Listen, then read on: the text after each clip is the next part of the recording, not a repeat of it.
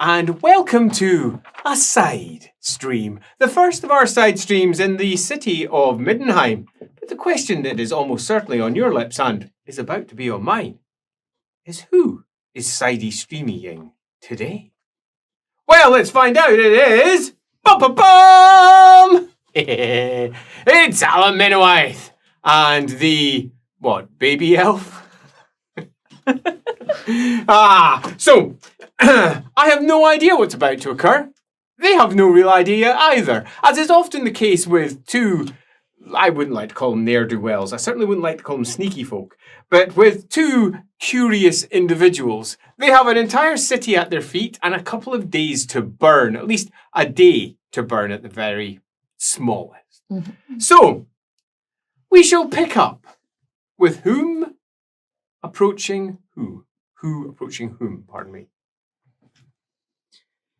Well, you're away, so whenever you get back, I guess, right? Early morning, probably. So early morning, Alamennowyth is escorted back from Palace Jail and whatever goes on up at the palace. Jail. Terrible conditions. Absolutely awful conditions, with Knight's Panther looking broadly disapproving, as if somehow featureless helmets can look disapproving as they crump, crump, crump, crump, the metallic thrum of their armour, escorting you back towards the household of Schmidhammer. And sitting on the outside, watching the setup for the day, is... what's her current name? Simi! Simi! And you wonder where Gorhart got all of his wonderful names from. A pseudonym unlike any other. Sumi. Sumi didn't... No, never mind. I'm not even going to try. Sitting on the outside, watching things being set up, swinging her feet against the wall. Tonk, tonk, tonk. As she looks out over and sees the arrival of Alamennowyth. Again, just to make things relatively clear, Alamennowyth is soaring to about 6.5 feet tall, with long blonde hair that billows in the slightest of winds, and she looks quite inhuman. Her eyes have no pupils or irises. They're just one almost solid grey with flecks of gold running through them, and they seem to shift and change according to her mood. At least that's what you've come to the conclusion of. And equally on the other side, Ume is interesting for someone who herself is known for wearing masks. A young woman of many faces and many names. That often rhyme with Ume. And today, how is she dressed? Today, she is dressed in a outfit that we haven't seen for a little while. Oh, marvelous. The lower, not the ears, but the lower part of her fox costume, and she's holding her ears in her hands. Oh, marvelous. She looks like she's got the most pretty little... It's not like a waistcoat, but it's nice and white and fluffy at the front, with orange arms and orange legs and little orange boots that have little orange claws. Well, black claws, sitting on the end of them. There appears to be a little fox girl sitting on the outside of Schmidhammer's house. Also on the outside are two other knights, one of whom almost didn't let you out because he just shook his head with abject horror at what you were wearing and did indeed suggest you should turn and wear something proper. Don't get caught up in this carnival atmosphere. But you were convincing enough, stubborn enough, that he very quickly capitulated and allowed you through with nothing more than a... Nobles. And there is Alamennowyth returning. Are you saying or doing anything as you're being escorted over towards the front doors? Good morning. Are you waiting for me? Yes, I was. You wanna get changed into an outfit as well, and then we can go out? Where do you want to go? I don't know. I just felt like we never really got to look around all that much. We did that the first day, and then things have been really busy. Be nice to blend in with the crowd. Am I free to go, Sir Knight? Knight looks at you and says, I'm frightfully sorry. I have got to escort you to the door, Of course. he says. Crump, crump, crump. 3 more steps later, you are free to go. Please. No more of your ill-conceived attitude. Of course, sir. We do not want to be sent to arrest you again for crimes, he says, against halfling kind. Of course. I have not been made privy as to exactly how debased those crimes were. But from what I hear, you are very lucky to have been freed the following morning.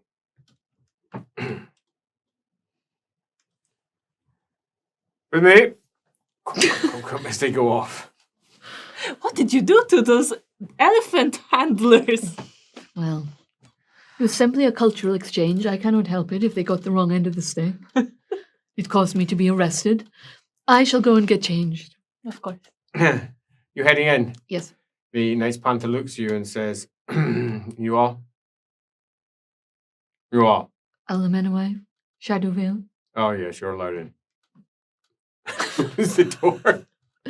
Right, I'm going to get changed. I think she'll get changed into her motley as Nice, Sumi nice. seems Into to be her in a motley. festive I mood. approve. She'll get her cloak on and her little all-in-one outfit and her flute and go out as an entertainer. A jongleur of the jigs. A jongleur of the jigs.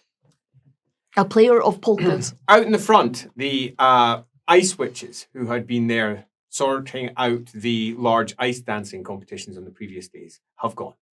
They are no longer there. The ice dancing apparently has come to a close. Sad. But Yeah. the central area of the Square of Marshals is still full of water.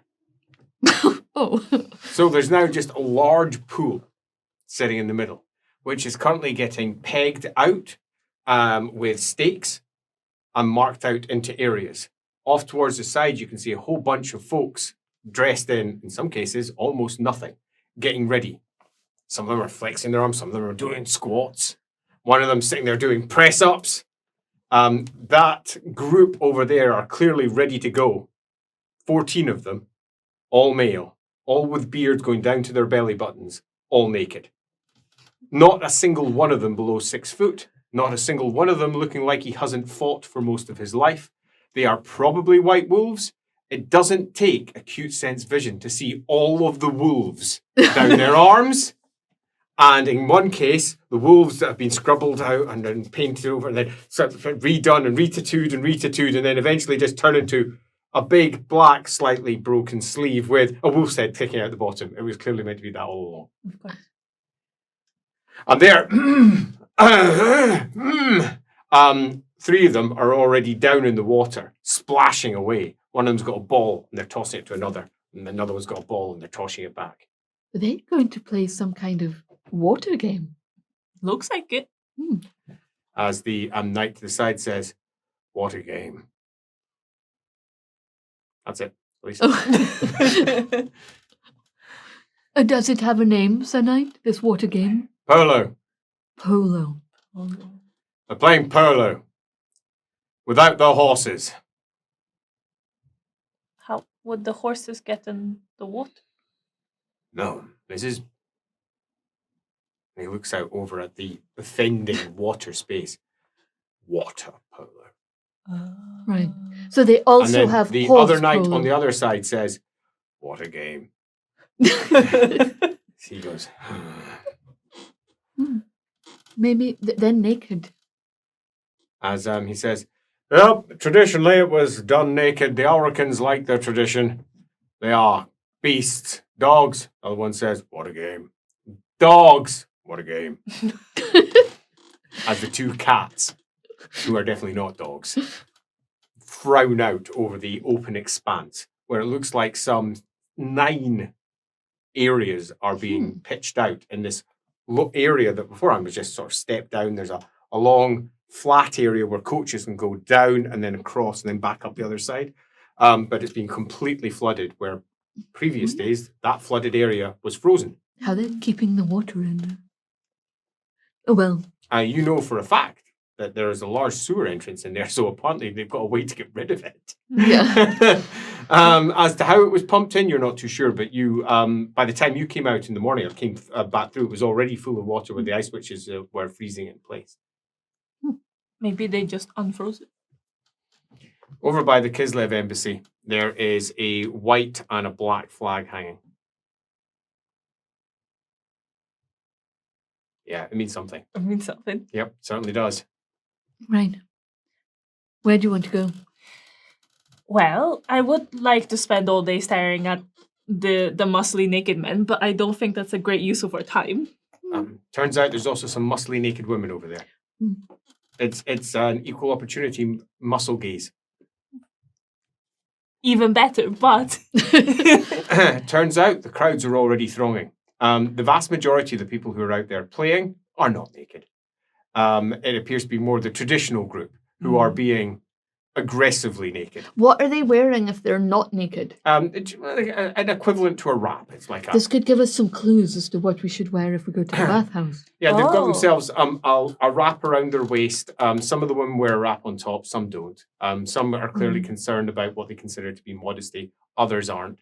Underclothes. Also worth noting that there are a variety of people who are responding in different ways. Some don't even see them. They're far too busy going about whatever business that they have in the morning. Others are entirely titillated. And it doesn't take much in the way of testing to note that most who are amused by what they're seeing are probably outsiders, people who've arrived. They are not used to seeing nakedness on such open display. And for those of you who come from the south, it's actually quite uncommon to see nakedness on anything close to a public display. You are also both aware from your various pasts that the lower orders have much fewer hang-ups when it comes to this sort of thing. Ume, for example, when she was moving through the darker quarters of the East End, and down there, it wouldn't be uncommon to encounter people having sex, people doing whatever they want to do, living life. And it also wasn't uncommon for them to be doing that in bars, in the corners of rooms. Everywhere's a brothel, as the old Ranaldin quote would go, because coin could be made anywhere. She stayed with halflings for a little while. Yeah, quite. And halflings are, by their very nature, far less concerned, far more everything else. So, yeah, there are differing attitudes. And these attitudes are, to a degree, also split with north and south. There is a lot of feeling down the south that you're both quite aware of, particularly from those of a Sigmarite bent, that the body is nothing more than a temptation. And we all know where temptation leads to Sin. the ruinous powers and sin. Exactly. To the potential of excess. Where if you took, say, for example, those of us who anyone got lower theology? No. Yep. She's a priestess. So that being the case, I'm quite happy to stop there. You are aware that there are many folks who are quite at one with themselves and not bothered, but there are equally many who are exceedingly prudish. And it appears that here, there is a certain challenge to such notions. A few of them are clearly choosing older forms to piss off people like these two. Who they see it, these two Knights Panther here, clearly see it as just not the right way to do things, where what is almost certainly a bunch of Ulrican knights have come out in the morning to play polo naked. And a few of them are literally flexing and trying to show off. It's fair to say all of them are to a degree flexing in that sort of, I definitely haven't been drinking too much beer. I am definitely holding in my gut wherever I go. I'm totally good. I'm totally good. Because stomachs don't look like that normally. They just don't. Now, they're clearly knights, quite young knights, clearly exceedingly fit, but they're also working knights. These are proper working bodies which are pretty heftily stocked with not just muscle, but the necessary fat to pad it. Not that they're going to let that show. They're doing everything they can to walk around.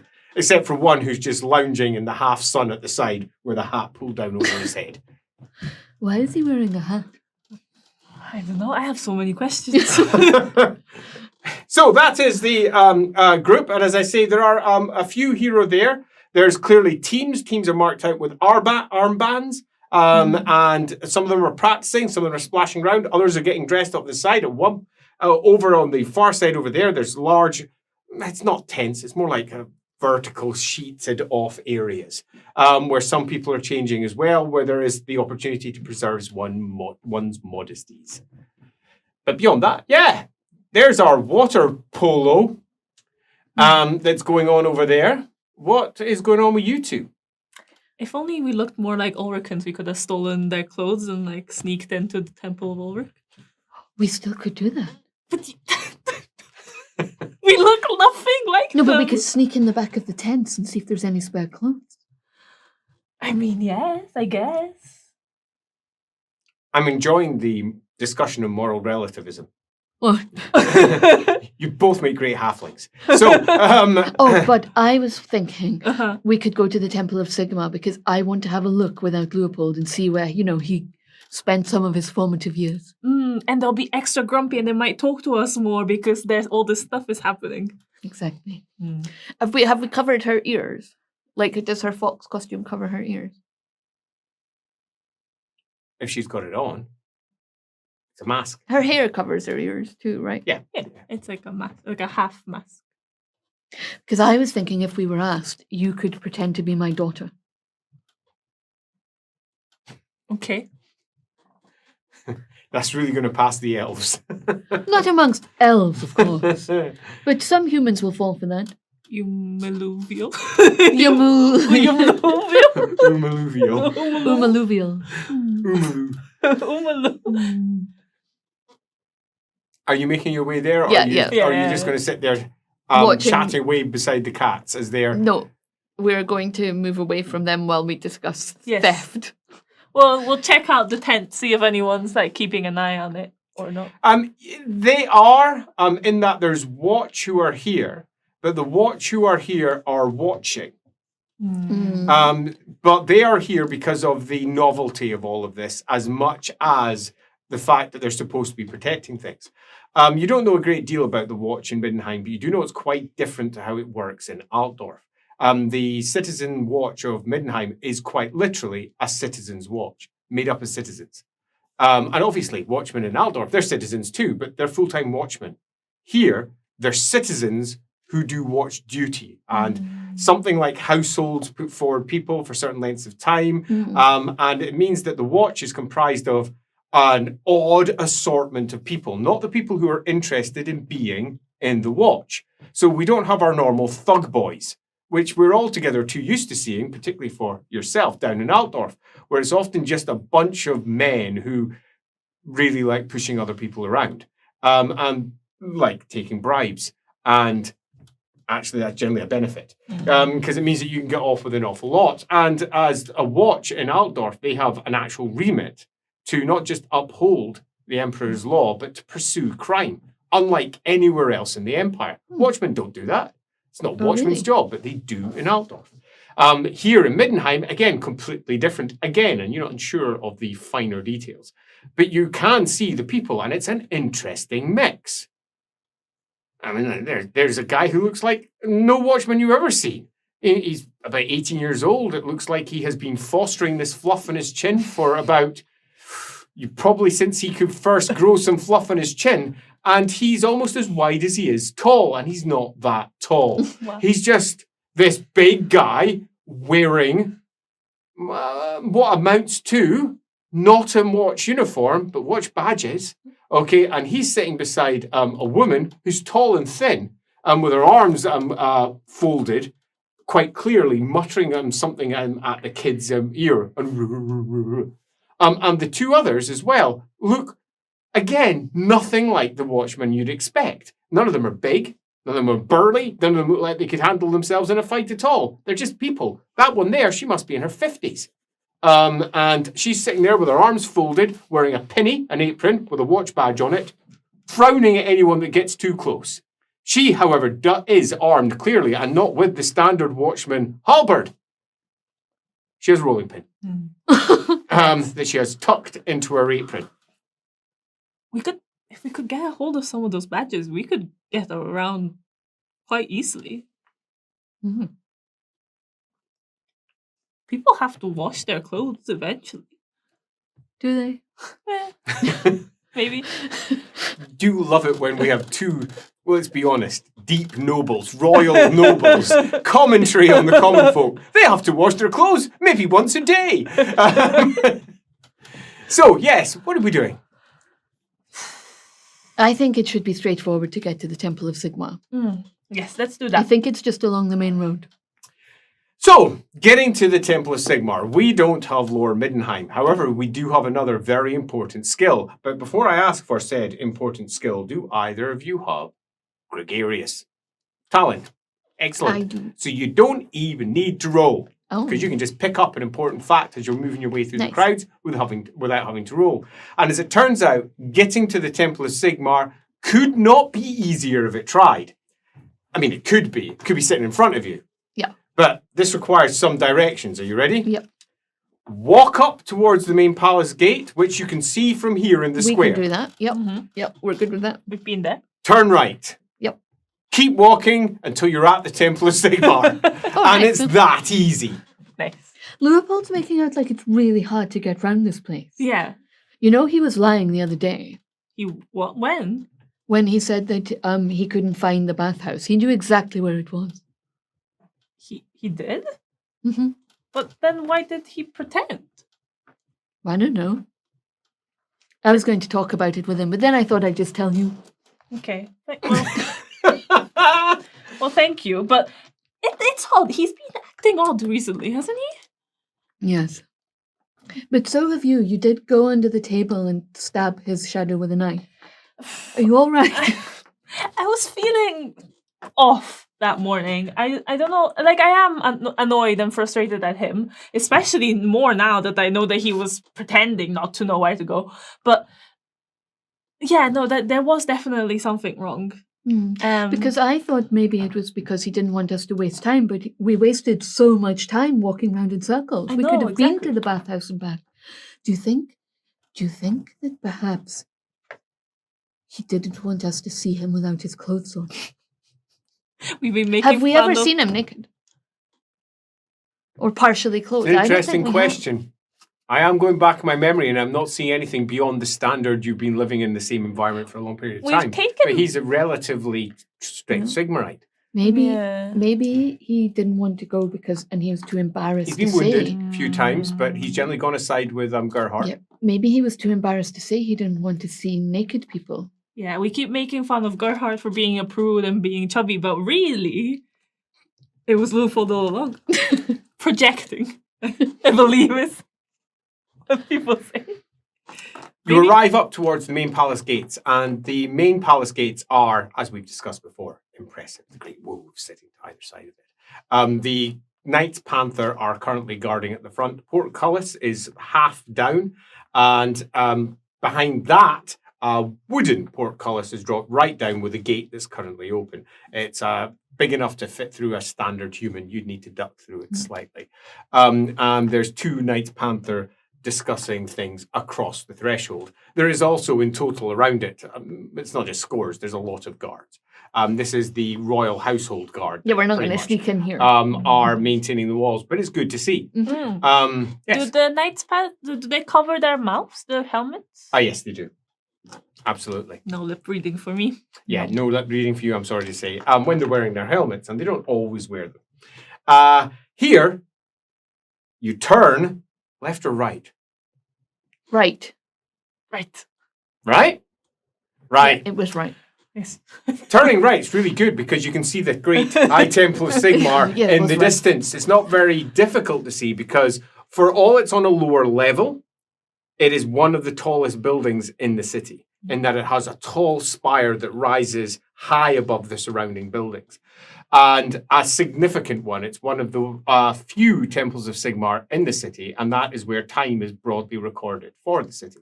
Every single hour, the bells ring out. Every quarter of an hour, the bells ring out. So you know what the time is at any particular time across the city. And the high temples are generally always the core point where the time is recorded. And all the other temples, when they hear them, they start ringing their bells too. And this is a Sigmarite thing. The other temples don't have big, long towers and bells and all the rest of that. It's why very commonly across not just Reichland, but across the empire as a whole, they often refer to time by bells. It's the third bell, the fourth bell. It's quarter bell, three-quarter bell. I do think that he's been acting differently since the you-know-what ball. And remember before that, he was very concerned with, sparring and supporting each other and working together and teaching us things. But that's why I just left you under the table, because I wanted to see what he would do, and he didn't. I just would have thought he would have talked to you, and then he just took us on a wild eagle chase. Is that it? No. A wild eagle chase. I think that's right. Around the town. Yeah. I'm gonna have to speak to him, I think.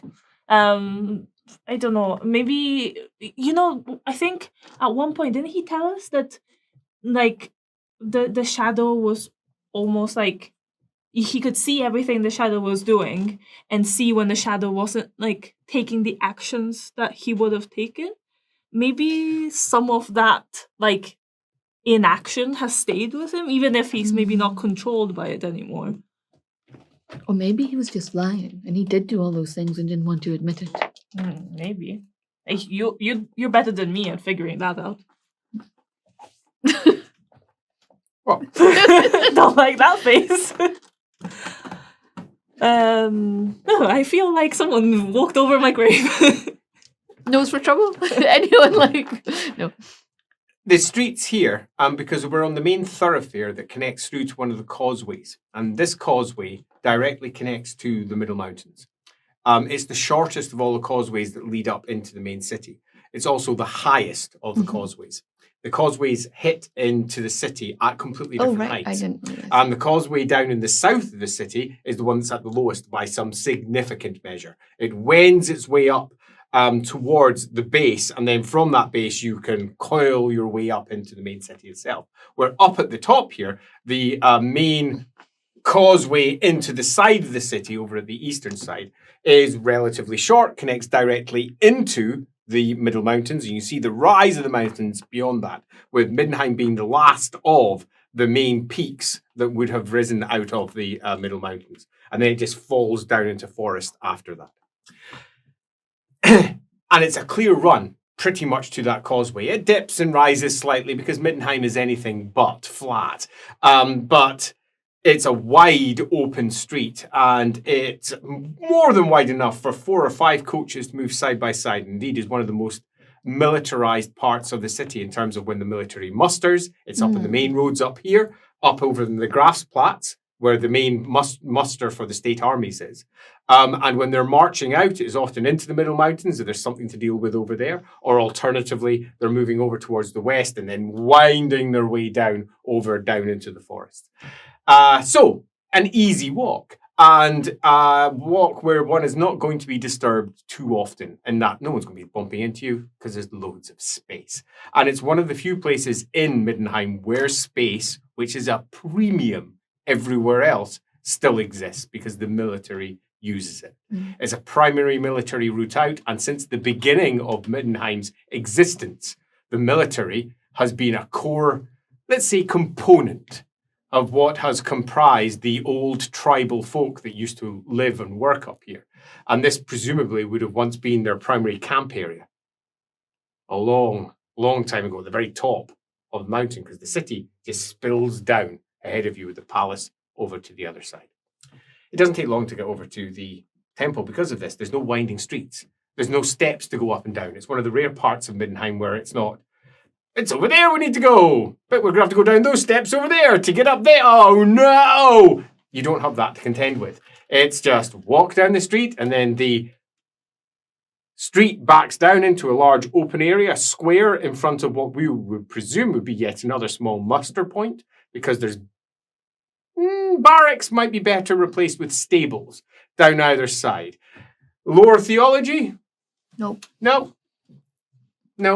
There's definitely horse Sigmarites here. And there are definitely barracks for other types of Sigmarites here. There is also a symbol that you recognize because it's a symbol you've seen multiple times with Leopold himself. The symbol of his holy order of the Silver Flame. It stands right over the main temple building.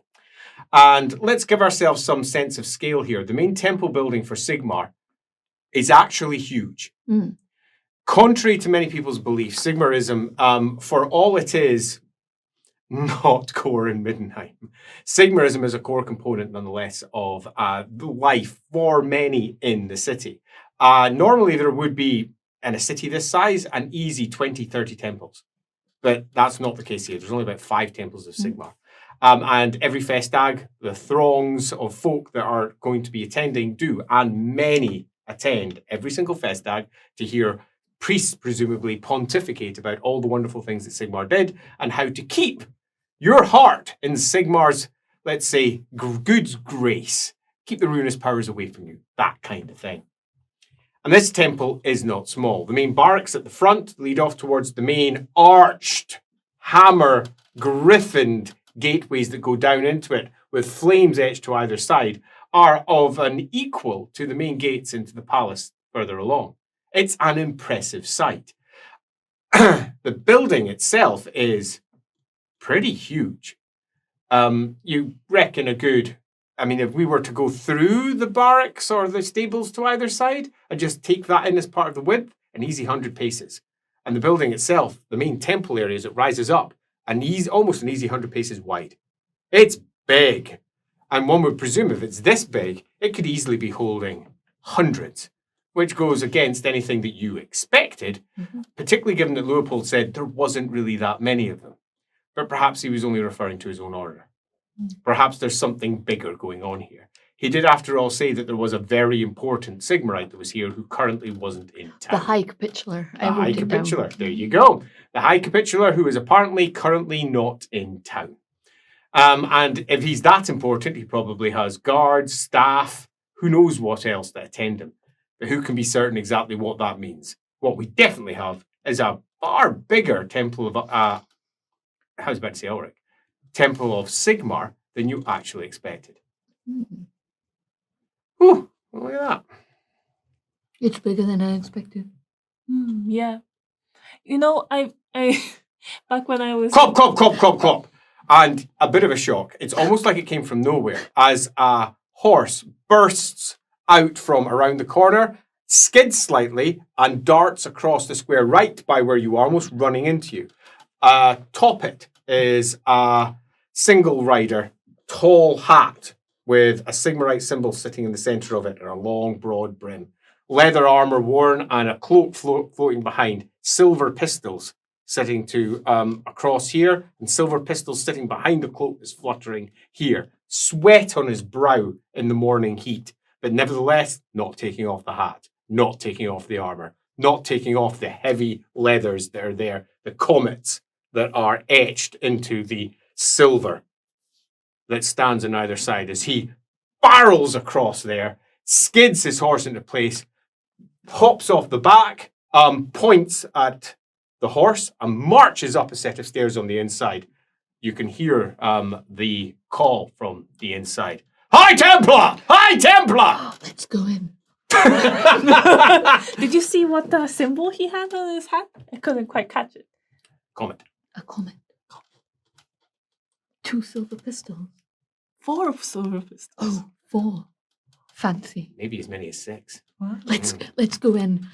That's more the barrack stable area. Oh, That's so he's not not going somewhere in that the main He hasn't bit, gone yeah. into the main Okay. temple. He's gone off to the side. But I've got pretty sharp hearing, so if they have like a loud conversation just inside, we might be able to hear them. If you wish to sidle up to the bottom floor of that floor and just, randomly twirl your hair, you could very much do so. Let's go into the main bit. I could do a little dance.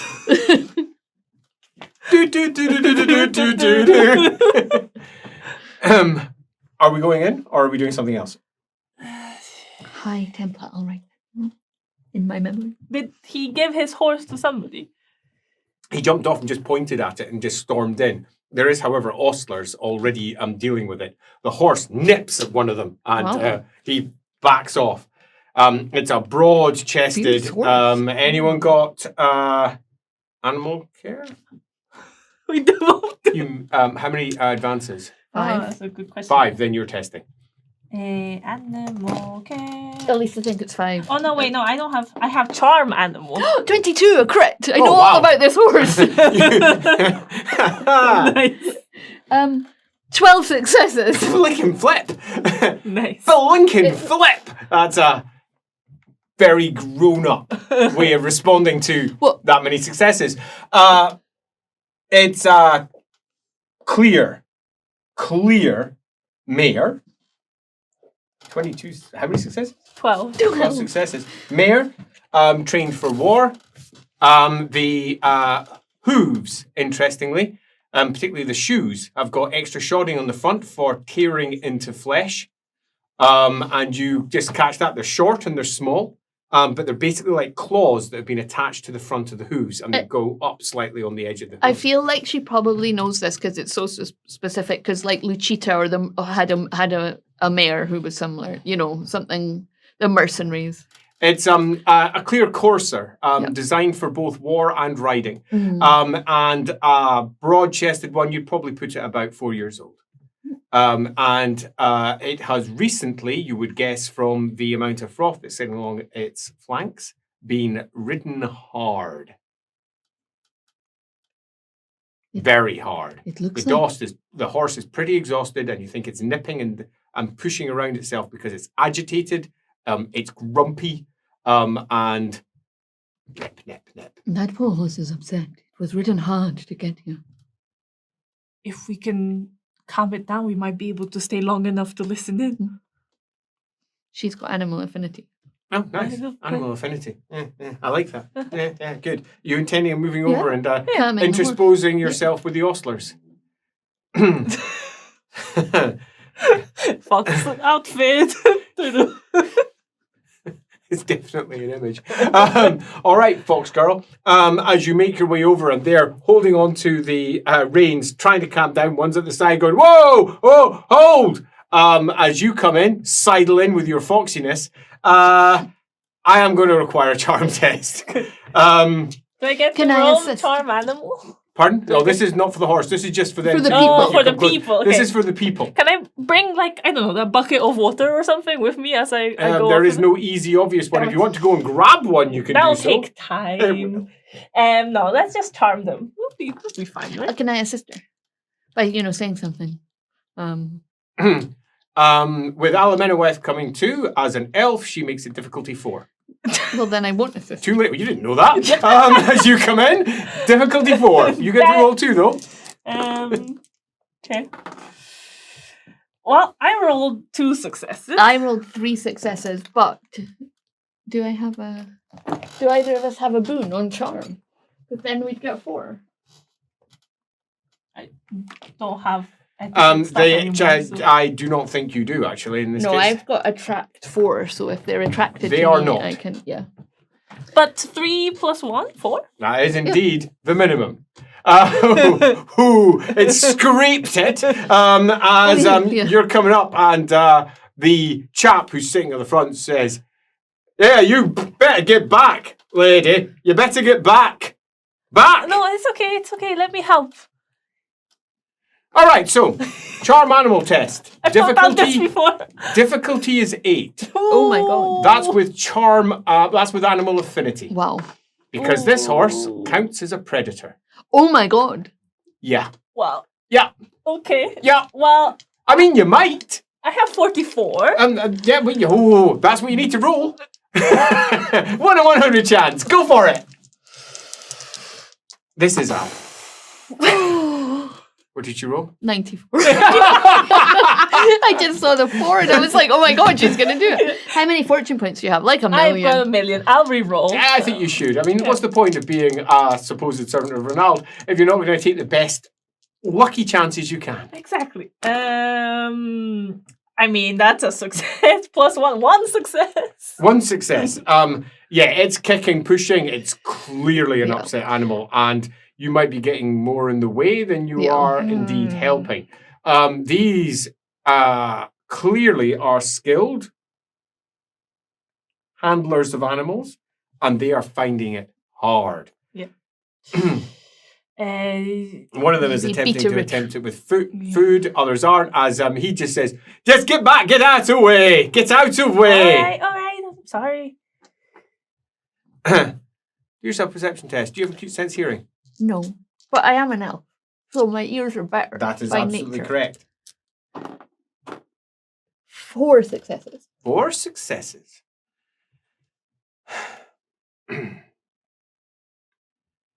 You hear from above, Preceptor.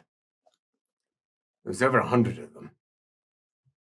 And the other one on the other side says, I don't bloody care if there are fucking 1,000 of them.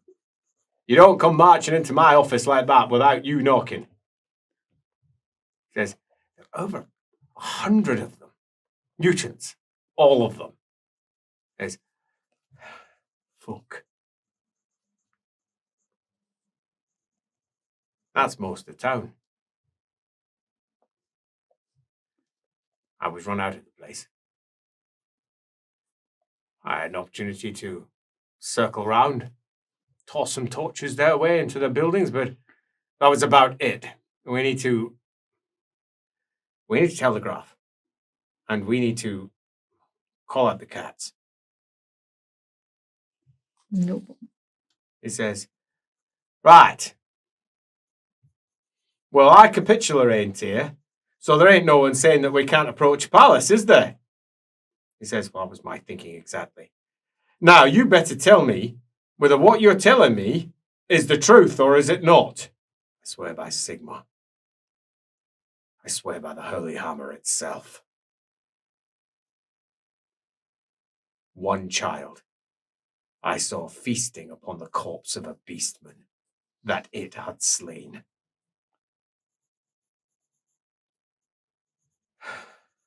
That sounds bloody bad. It is wild out there. Everyone forgets about it here in the city.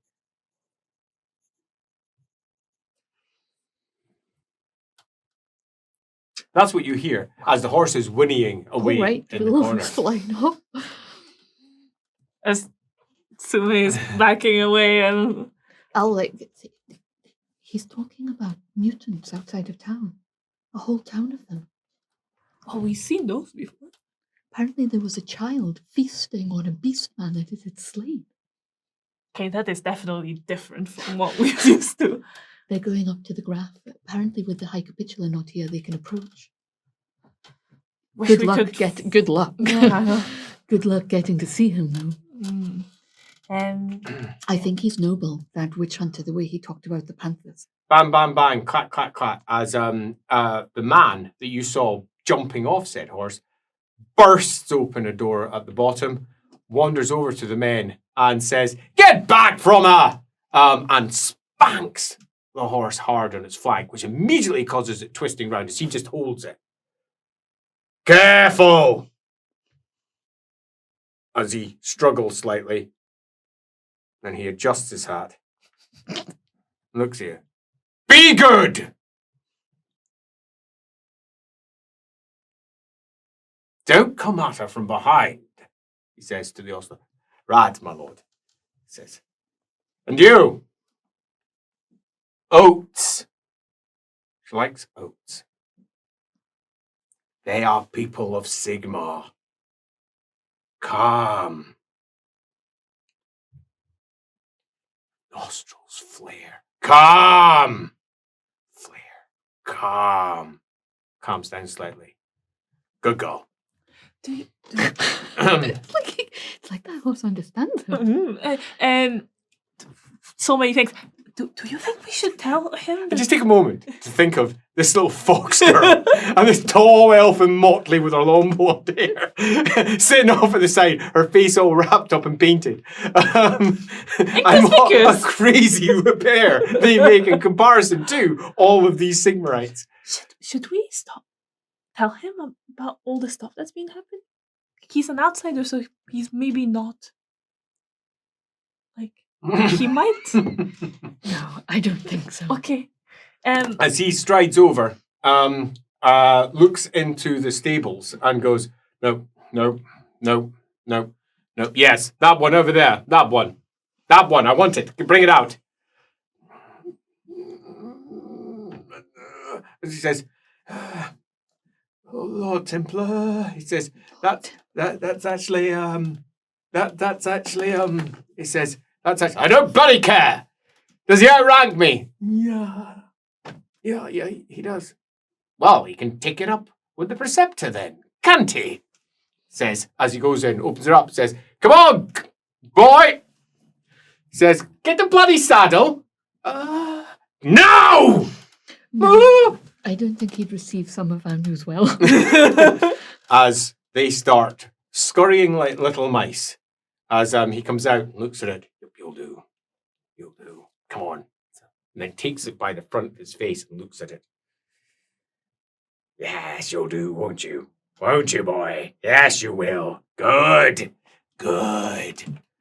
And turns round. Come on. Chop. Saddle it up. His hands fold. Interestingly, his hands naturally rest upon the pommel of two of his pistols as he looks there.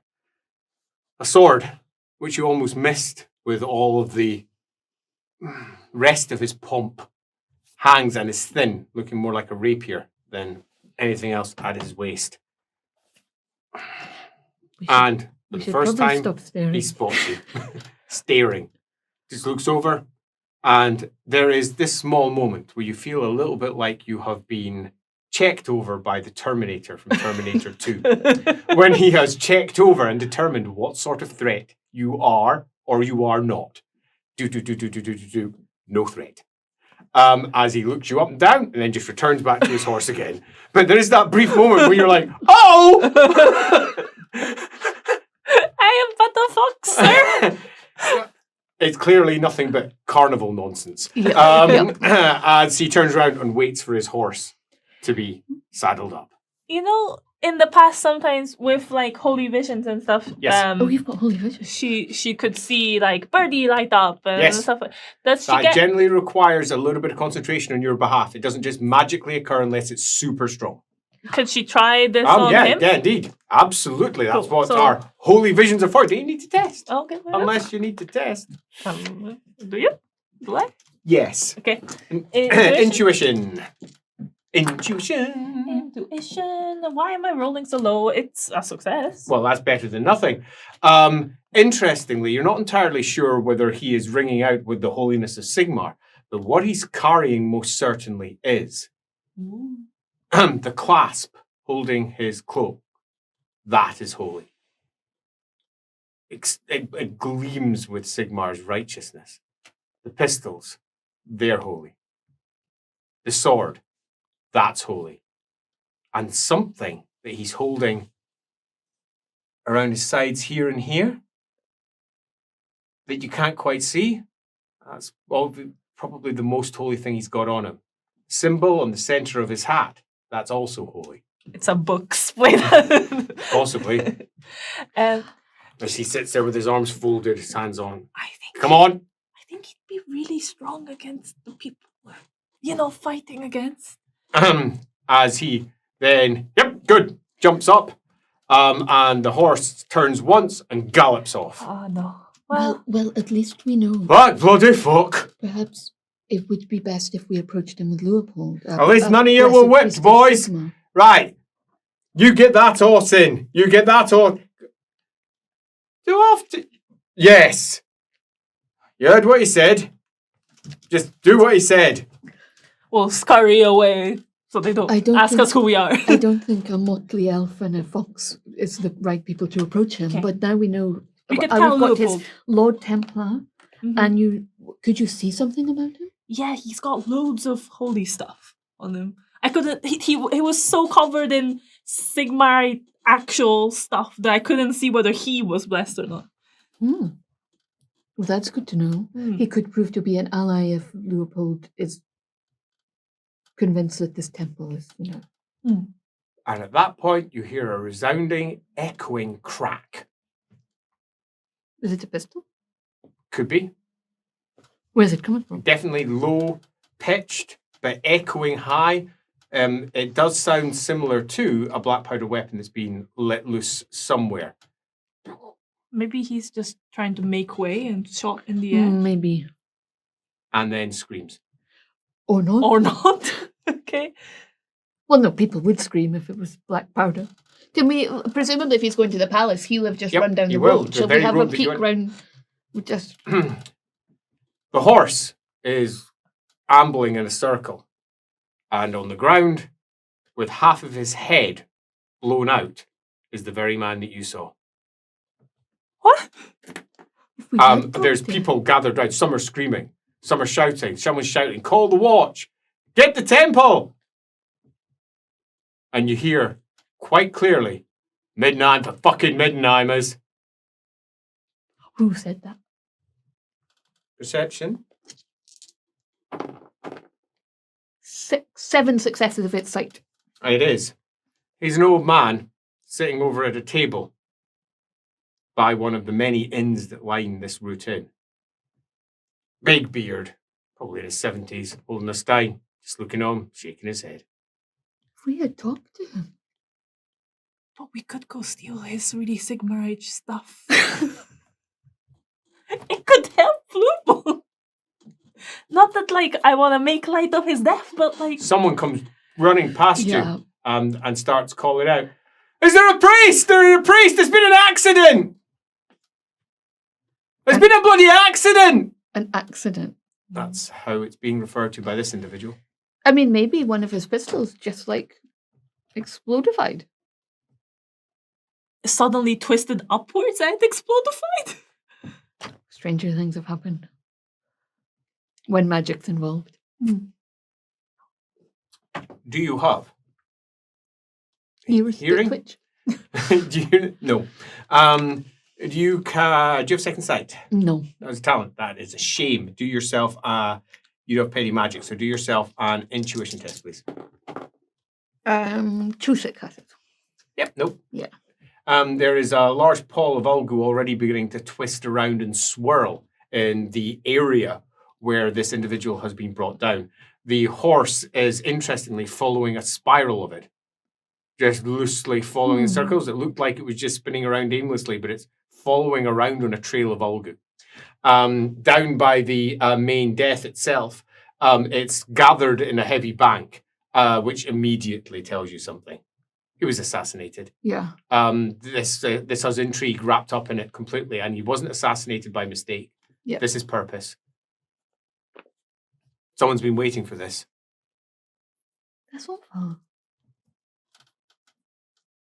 He was assassinated. At this point, a host of knights. You're guessing they're knights. Probably Sigmarite ones, because that's where they've just come from, back in that area. But they're big, burly blokes. All coming out, none of them wearing their armor. As they start forming a quick cordon around one of them, literally looks horrified. Keeps on looking back, a look in his face of sheer, what? As over on the other side by the main temple, because you're sort of sitting at the cross point where you can see both over towards the temple and over towards where this murder has just been, well, perpetrated. Our father has already come out. He is quite unlike Leopold, not a young man. He's probably in his 40s, thinning on top, wearing black robes with silver grey trimming all around it. And he's coming out on a staff as he makes his way over, and coming a little bit too fast. He is literally the type of person who might fail a walk roll. He's clearly that panicked, and indeed does half stumble over his own robes as he pulls, and the one beside him says, "Careful, father. I mean, like, More haste, less speed." maybe... "Shut the fuck up," he says, as he makes his way, and he goes past you. "Oh, Sigmar. More preserve us. More preserve us. What has happened to you?" As he comes forward, and the big burly blokes melt to either side as he looks down. And he starts to cry as he falls to his What a knees. shame. The question is, was he assassinated, or would this have happened to Leopold if he had come here? Are they waiting for people who are outsiders? Perhaps. Or did they target him? We need to find out where he came from. Because what if they're just trying to suppress that information? That preceptor, maybe. If we look around, I'm assuming that spire is the tallest thing around here. Yeah, it's sitting up there, definitely. Do you think maybe they shot from there? Neither of you have any black powder awareness, do you? So you have literally no idea whether that's the best shot or not. Mm-hmm. Do either of you have the sniper talent? Mm-mm. No. But we use ranged weapons. We have some understanding. Yeah, we do use ranged and the comment that you made is a fair comment to make. I see no need to modify it further. Perhaps, again, it's a shame he died, but it's a good opportunity for us to look around because they'll be distracted. Mm-hmm. Spoken like a Ranaldin. So, that being the case, what is your plan? Tiptoe. But where are we tiptoeing? Let's break this up into what is, at least from your perspective so far, a few broad areas. One, we have the Templar building stroke stables, where he rumbled into and then went in a door and you heard him moving upstairs. He was talking on a higher level in there. Next is the other stables over on the opposite side. There are clearly perhaps a different part of the building. Then the main temple building itself. The temple building itself is built into a classic hammer and haft, but it's somewhat flipped. Unlike most temples where you go in at the base of the hammer and you move in, here you go in at the top. At least from this side. It's possible it was originally built to go in at the opposite end. Yeah. But now this has become a primary entry point. Did the father come in from the main building? He came out from the main building, yes. Whilst he's out there, we could look at his room first. You want to just head over into the Yeah. temple? As you correctly anticipated, the main hall that you move into is largely empty. But let's take a moment to think about what you've just walked into. This is the equivalent of a very large cathedral. And you have come in near the sacristy, the main area where there would be the high altar upon which whatever it is that is done here is done. Your great awareness of Sigmarism as it is sadly being brought to mind as you look at the great throne. It's a chair. There appears to be a big chair sitting in where the sacristy sits. It's a big chair. Nice. Interesting. Chair. Why is there a chair? You have no idea. You expected a big hammer. Or perhaps a statue of Sigmar. Or maybe a statue of Sigmar and a hammer. Or maybe something else. No, it's a chair. Just a big, big chair. And you're going to have to be a big person to fill out that chair. It's raised up. And to either side, there's lecterns, where clearly priests do their lecternary jobs, and they're raised up, so you have to go upstairs to go up to them, and they are particularly ornate, made of a mixture of gold and velvets that are hanging down. And clearly you've come in through the back, and they will be talking down into the main nave of the hammer shaft, so to speak. And there is the head and the claw of the hammer to either side. And you do know a bit about this because you used to, whenever you came to witness various important Sigmarite events, you would come into always the claw part where all the nobles were. Always. The nobles came in through that section. And the main head hammer part where all the priests and various other clergy would come in, and they would be over there. So you've got a vague idea that it would normally be priest types over there, important nobles over there, and the super rich. And then everybody else goes down further when they arrive for throng. And often it's just crowded when you're down in Altdorf, for example. Here, there is nobody in attendance.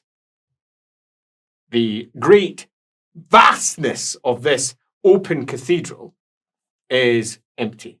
And there are many small alcoves to either side that are clearly for people to pray in or look at statues, or you really don't know your Sigmar stuff very well.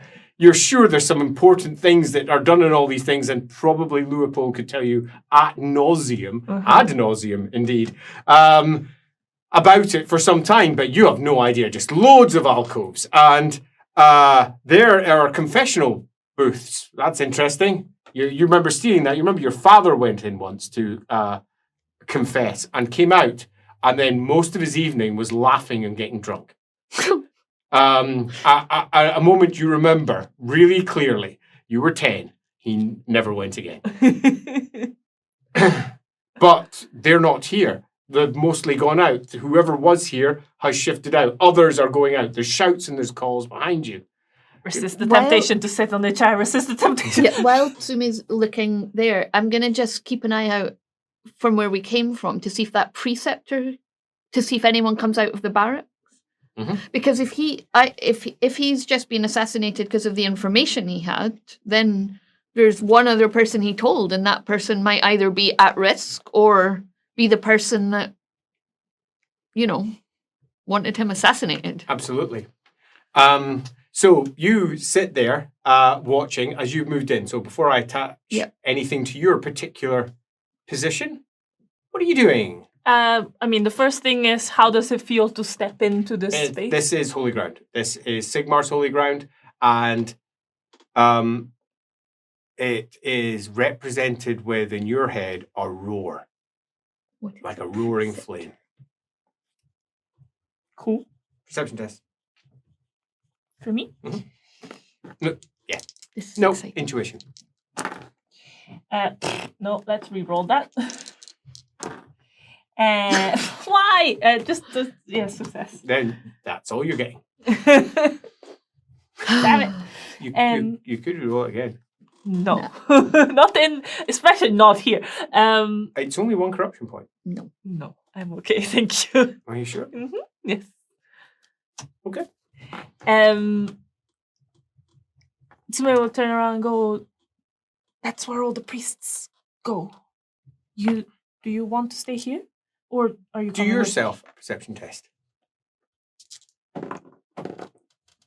5. Is it sight or hearing or? It's hearing. 5 successes. As she is sitting by the main arched entrance hall, the steps leading down on the outside. And she'll just put her hand up like so. And she gives a quick thieves sign. As you hear movements from up in the preceptor's office. The door opens, and a gentleman who you would guess in his 50s is there, and is arcing up what appears to be a mirror. And then closes the windows.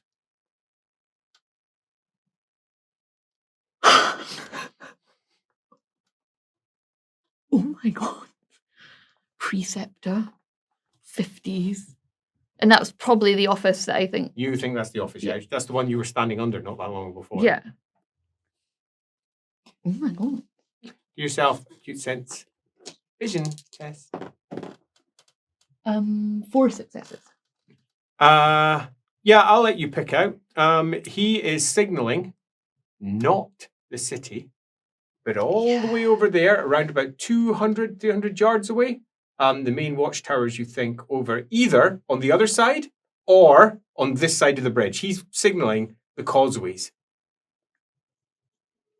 Causeways. Do you have lower codes? Yes. Then I will let you do a test.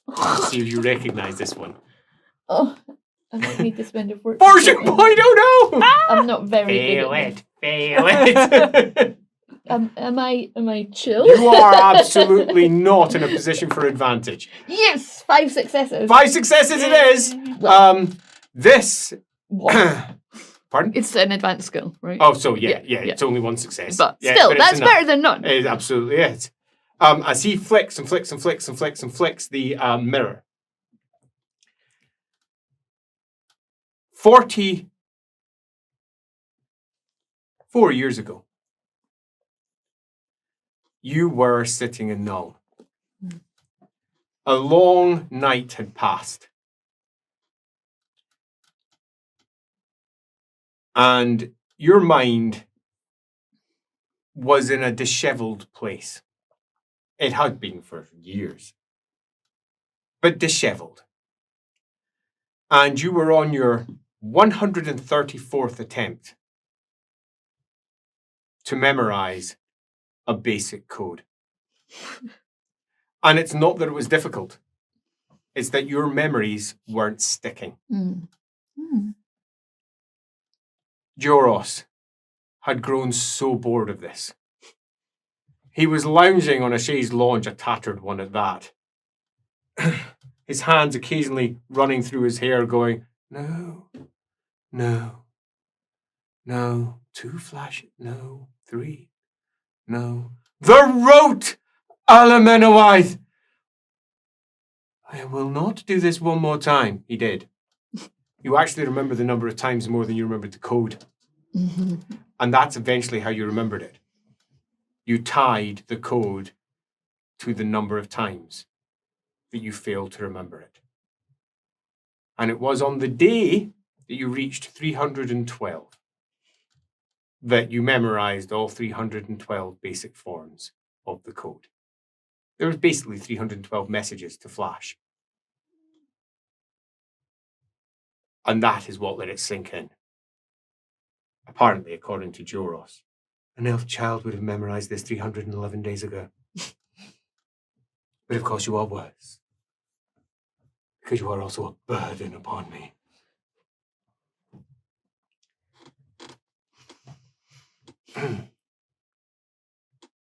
Job done.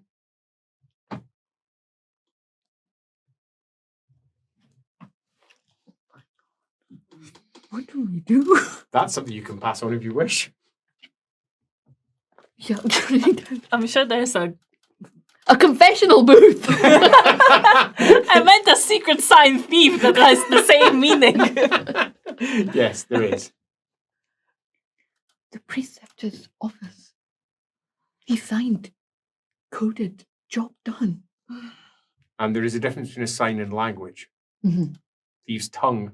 We don't have thieves' tongue. No, You yeah. would say- So that would be literally making a Yeah. sign. Yeah, Rather And than recognizing just a like- sign quite. Thieves' tongue, yeah. What do we do? It is worth noting that Leopold did say that he'd had visions that if he went to the temple, he would probably die. Yeah, well, I said that to her Yeah, before. you I did. said, what if this was just anyone who comes who's an outsider or blessed or... Yeah, it appears that there is some form of impressive agent in place. But we know who it probably is. Yeah, you do. Or you know who one of them Yeah. may be. I don't know if we have the ability to do anything about Maybe it. we should just go.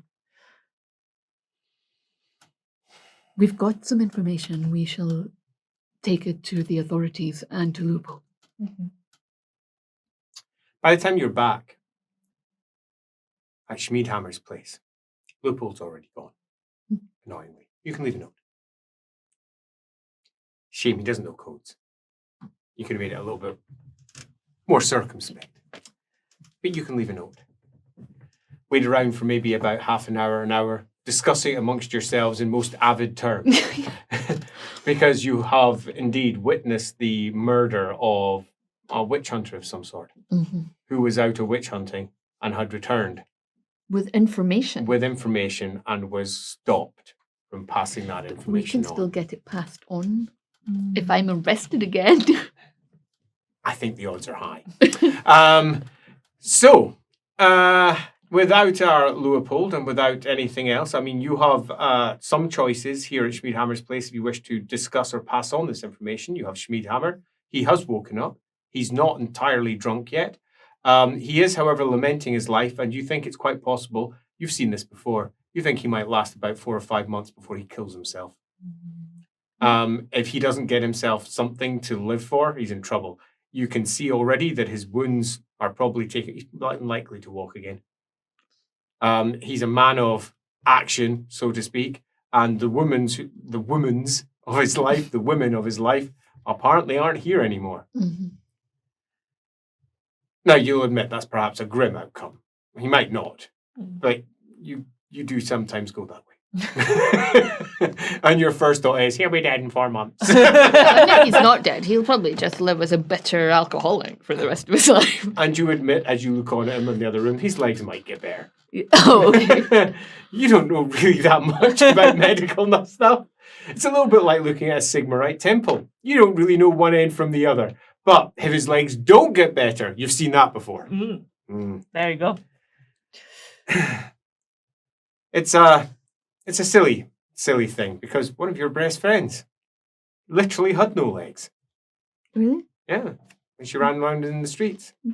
Beggar. Made the best out of it. He was really strong in his upper arms. Yeah. Right. So Really good for getting through windows. Shh.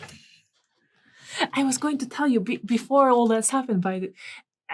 We once there was a priest of Sigmar who definitely not blessed, definitely was stealing money from his congregation. So we stole the bit in the bell that makes the noise. Clapper. Yeah, and that it got him in so much trouble.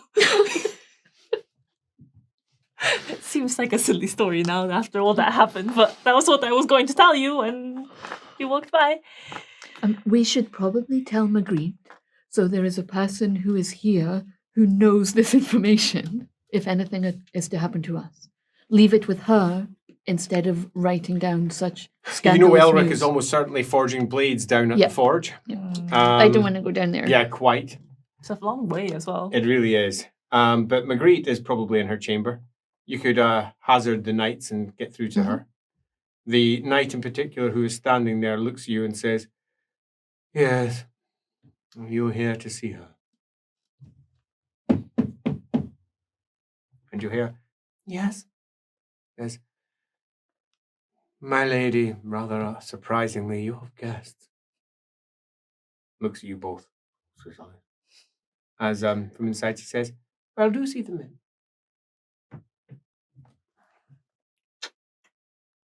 You may enter. Thank you. She is sitting with a small apron on her side over her black dress. Her hair all done up, and she has needles and held in each hand, and what appears to be some form of doll. The doll apparently can bleed. She looks up and says, "Oh, don't worry, it's only pig's blood." She says, "I had to fashion it first. I'm trying to locate our quarry." She says, "But do close the door. I don't think that they're going to appreciate what I'm doing." She says, "Actually, if you could, I'd like to gag this thing." Sure. If you could help, could you please? And it's all pinned down in place with a host of what appears to be hat pins. As she says, "If you could just place some pressure upon its shoulders to either side." And she smiles. "You won't be able to bite me now." She says, and takes up a small piece of cloth and wraps it around it, what appears to be entirely passive head. Of course, you don't want to show them, do you? Says she ties it and then tightens it, and then it goes and then twists around and goes to bite for you. Gag and all. Dodge test. Okay. Why am I rolling so badly? Because we need to have fortune points spent. 2 successes. As you pull your finger away, and exceedingly sharp little teeth are sticking out of bits of wool. As she says, "Careful, I would remove your hands now." As she tightens it further and the teeth clamp round it slightly. "Well, you're not going to be able to cry now, are you?" It says, through its gag, "Help me, Daddy, help me. I've been captured." And she slaps it across the face and goes, "Do not pretend to be his son again." Can I have an intuition test from you, please? What's happening here? 4 successes. Unless it's emotions, You then sense 5. a heavy channeling of something from her into it as she gives it a command. Mm. As it. I'm sorry that you had to see this, but you did come knocking. I told you I'd be making preparations. Can we speak in front of it? No, it's not sentient. It's somewhat like a dog. But it can follow and understand language like a dog. But it can't understand anything. There's nothing you need to concern yourself. Attempting, as I say, to try and find the corpus that the entity has found itself within. Consider this as a representation of the entity. And the more that I work on this, the more details I'll be able to draw from it to find out what sort of entity it's currently using.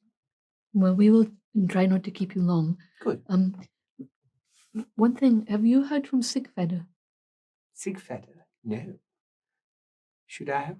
Well, he has not returned since you and I last saw him. Well, he does seem to be a independent-minded individual. Indeed. And secondly, we've written a note for Leopold, but we didn't want to put the full details in. We just witnessed an assassination. Oh. Is it someone that we know? No. Well, we do not know the person's name.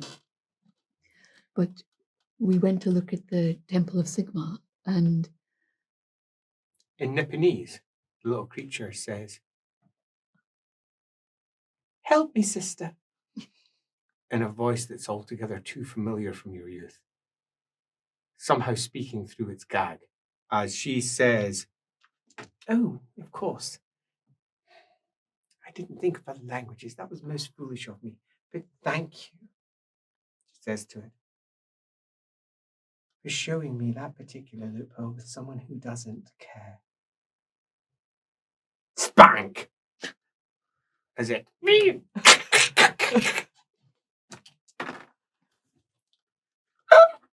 She's fortune pointing. Oh, and critting. Ha! Ooh, that was close. Nice. Okay.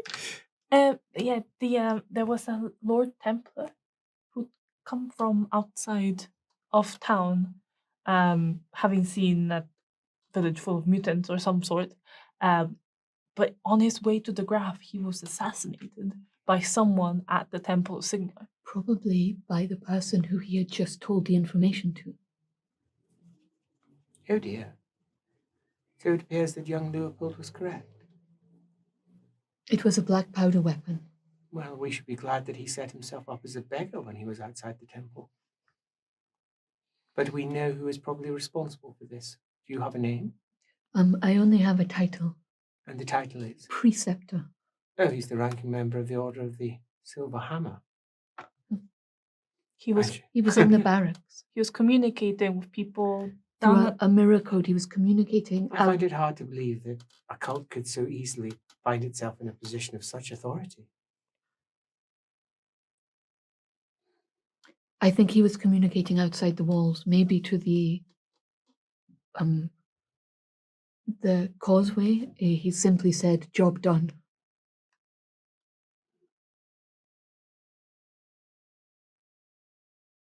Well, that simply confirms that there are agents riddled through this city that we are going to deeply upset, which means they are likely to be coming for us when we make our move. This is subtle. Should I do what we are considering that I'm going to do, it will not be subtle. And for those who have any capability, they will be able to interrupt. And they may indeed come.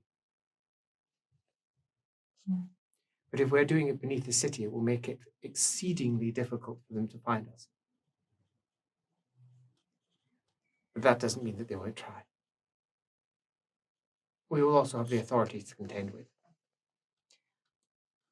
And the authorities may be the one and the same. They may be.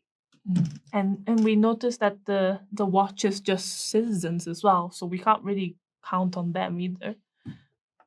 What I know of the watch here is that there are more than one tier. There are the citizenry, which are responsible for just day-to-day patrolling and keeping everyone's spirits up, so to speak. They are more like guides to the city than they are anything else. But there are proper trained soldiers as well. They are responsible for guarding the streets more than and patrolling the streets. There is a midden marshal whose responsibility is for the watch. Yes.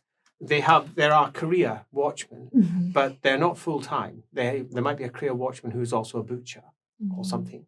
I was speaking to it with the nice Lord Tristram on the outside.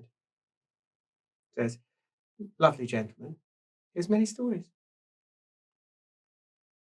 She says, Is that the one that's guarding the door just now? you don't know. The one that is guarding the door just now? Oh no. Right. No. That one is, rather amusingly, Gerhard. That is quite amusing. I thought so too. We think the Lord Templar was a noble. He had a way about him. Yes, well, there's little we can do about this. If you wish to know who he is, I recommend going to the gate. I do not recommend going to the temple. But then one must be careful because he was signaling that gate. Yeah. You have the authority, after all, of the palace. If you wish to use it, but you could not use it dressed as you are. No, I was thinking we should get changed anyway because they saw us now. Yes. This plan that we have under the city and stuff, is any one of us actually preparing for it? I don't. Yes, Birdie. Oh, okay. Good. She knows the underway very well, apparently. She's seeking out routes right now. Okay, good. I don't think we can help much, but if there is anything, please let us know. Yes, there is. Oh, okay. Leave me. Oh, okay. Good idea. Goodbye. We plan on probably going to the Temple of Ulrich if we go disappearing. That's. Oh, thank you. Actually, if you do happen to find a rat or a similar small creature, I could probably use its organs. Alive or dead? Preferably alive. As she looks down at the thing. It will make it a little more receptive to persuasion. Oh, we can catch a rat, no bother. Sure. Rat? Rat of unusual size. So, yes, what's the plan? It's got set trap. Oh, yeah. Well, there you go. You could possibly even go down into the basement. That's what I'm thinking. Set a trap just now and then check it when we come back later. Let's do it. And we can get change in the meantime as well. Sounds perfect. So, set trap. Do your set trap test. There's going to be no rat. I think I can say that with some certainty. Can I take my time though? Pardon? Oh, yes, you can take your time to get advantage on it. Then it's still only one success because it's an advanced skill, but it's a success. That's better. Yep. That means you can set up the trap, get it all prepared down there, check it, make sure it trips. It does. Set it all up. Lay in some bait for, I don't know, a passing birdie. Job done. Okay, so that's that. What's our next thing? What are we changing into? Just like normal street clothes. Going to be yourself a summer Kislevite again? Keep the hat off though, because that gets awfully hot. Yeah, just simple stuff. I think blend in. Loose top, big trousers. You don't have that many different clothes. No. Change the clothes. What about yourself? What are you wearing? My summer dress, I guess. Summer dress. Love it. Floaty summer dress. It's like our tunic. You know, people get distracted by legs. Yes, they do. Very much so. Yeah. Distraction by leg and and we should bring some like a length of cloth, like the ones that they were wearing out near the pool for the bath later if we want to go. It's like lengths of cloth all over. Yeah, I think I've got some. I'll pack some extra. Okay. I'll get some extra. With the panic over, you go out and you can hear the beep of whistles. The splashing of water as polo players are playing polo. They've got leather balls that look, in fact, you can say with some certainty, are pretty hard because they're often used as a weapon as much as they're used as something to score points with. Apparently, you're not allowed to hit with it because you even see one of the white wolves over there getting called foul as he's laying into one of his opponents. Foul, and he is literally swearing, "What do I bloody do?" as he goes off. Biased! as he comes up. Wolf hater! As he makes his way off, wobbling away as he goes, stomp, stomp, stomp, to sit down, looking really disgruntled like he has somehow been wronged.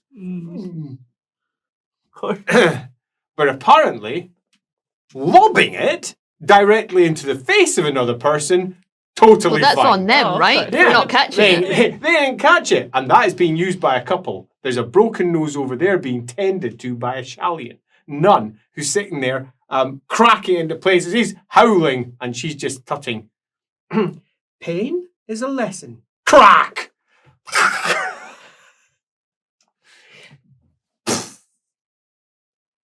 Well, if we were going to steal stuff. Yeah, well, Shouting and calls, crowds laughing, crowds cheering. did you say there were tents set up for them to change in and stuff? Yeah. But it's not so much tents. It's just large stakes with sheets attached between them. But we could sneak in the back. If you of wish them. to go in through the back, it's not going to be the most. It's not sneaky enough. Yeah, there's a lot of people making their way Yeah, around. no. It's basically going to look a little bit like, let's see if we can imagine it, a busy street. And in the centre of this busy street, where there's people walking all over the place, there's a tent. And there's someone sitting outside the tent saying, don't go in there. And there's people going to either side of that tent. And then someone comes up and goes, and then just goes underneath the back of it. Everybody everywhere around Yeah, it so they're not are in a like position backed where they against can- something. Yeah, There's no, not not an easy. really. Okay, let's not do that then. But you know, there are always ways, means and ways after all. Shadowy You spells, ain't seen me. calling upon Right. Ronald. Haven't done that in a while. I just think that's our best opportunity to get clothes that will fit in at the temple. You have no idea what they wear at the temple yet. Oh yeah, we got to go first, don't we? Yeah, We've you haven't been to the seen temple. a little bit, but But yeah, not but much, you don't yeah. know what they wear. Well, you we know can that go and look at the flame first. I will accept your argument, and I will take on board that you're aware they're clothed.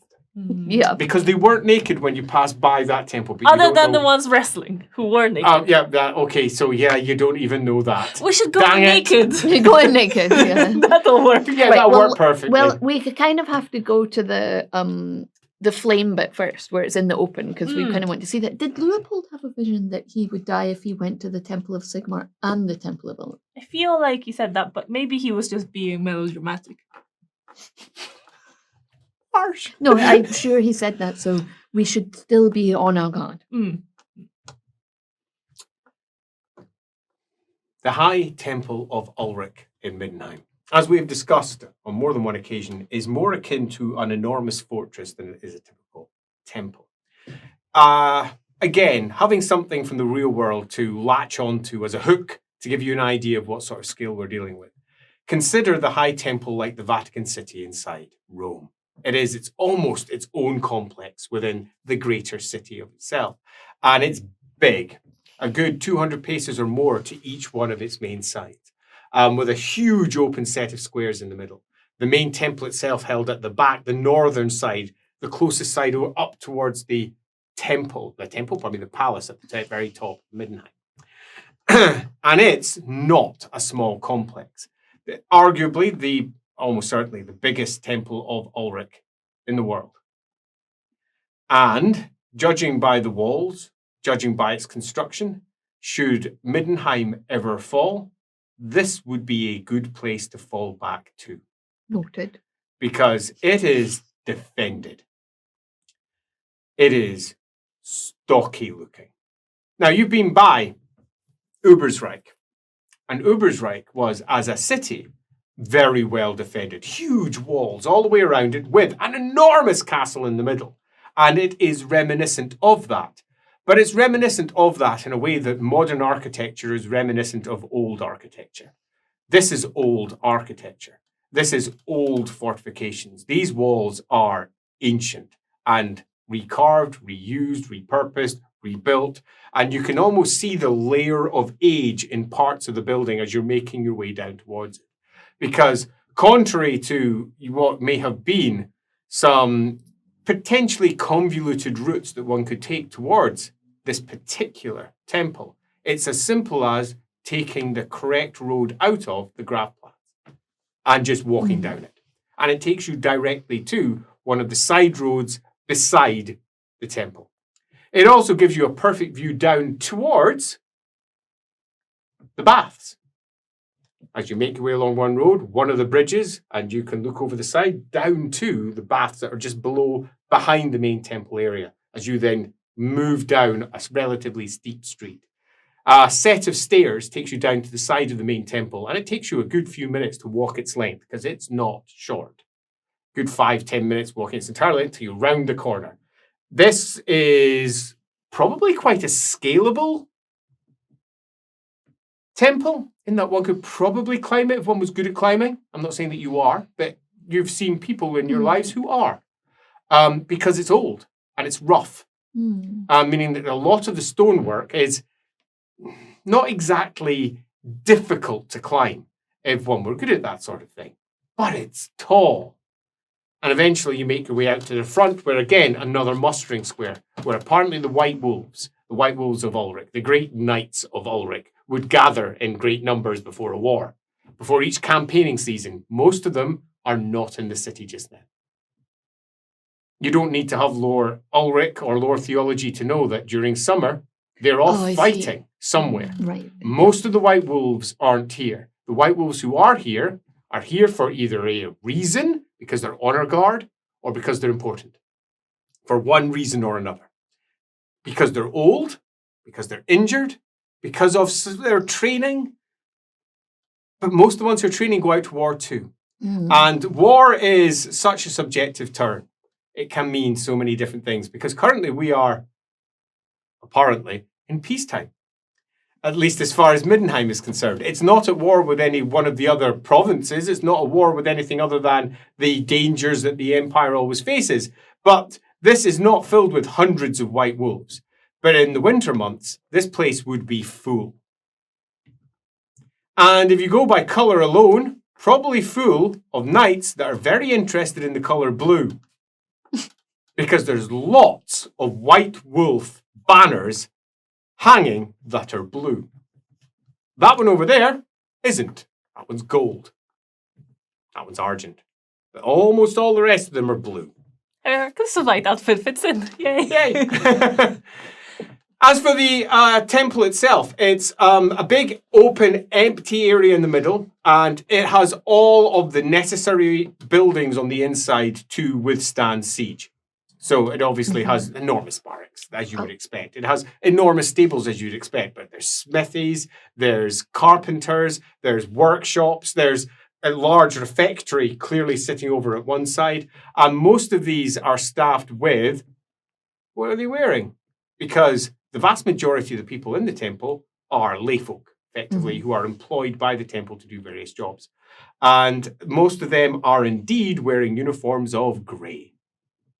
Now, they are not, despite the name I used, uniform. It appears to be more of the colour choice that they have. They wear those colours when they are working inside the temple, and many of them have got small badges with wolf on it. So it seems likely that grey clothing plus badge is what's required to at least pass as staff. And this is where we can do a little bit of mechanics, rules. If you have beneath notice as a talent, it would ping off if you were, for example, dressed in grey with a badge. Beneath notice, effectively allowing you to pass as a local servant and no one will pay any attention to you as long as you do nothing to make yourself stand out or do anything that is, for example, not correct for somebody who should be in that area. For example, I draw my sword. Yeah. What? I have a sword. What? That'll be a problem for you. You're always wandering around with a big sword in your back, but you kind of get off with it because of who you are. But yes, there are potential issues. That would be a problem for me. Alamennowyth will say as an aside, do you think silver banner is because there are wolves that guard the flame and gold is maybe the group that guard the grass? No, what was his name? Ulrich? Oh, maybe. Just a thought. And then the rest, the blue ones, are just the ones who happen to be here. Could be. You have no idea. Her guess is as good as yours. It's just an idle wondering. Yeah, totally. Ume will keep an eye out for that guy she fought what feels like eons ago. Yeah. Because he was... right? So, yeah. But big place. Yeah, but- Chances of seeing low, but yes, good. I'm going to dice it though, just so that I can. Interesting. What do we? I Do we think want to try and steal? No, I think we should go and see the flame. Okay. And then I think if we come back, I don't think I'll be able to bring the sword in, and I don't want to leave it anywhere. So we'll try and get you something of grey and a badge, and you can sneak in. Okay. This place, unlike the Temple of Sigmar, is not unpopulated. There are quite a lot of folk who are making their way here. This is a focal point of one of the larger pilgrimages of the Empire to see the flame. And many folk have come for the carnival to see the flame. But we're deep into carnival time now. Many have already done that job. Now it's more of a casual thoroughfare of people making their way in and making their way out. Those who are coming out have a mixture of different looks on their faces. Some of them look somewhat reverential, like they've seen something of great importance. Others are deep in conversation and gossip about what they've just seen. Did you what did you think? That kind of thing.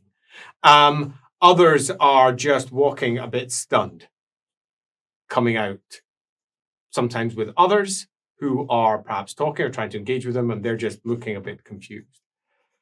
As you get closer to the main building and the great open doors that lead into the central, I suppose, the sacristy of the High Temple, there are white wolves here, and they are dressed in very functional armor, but it is all decorated on the edges with gold.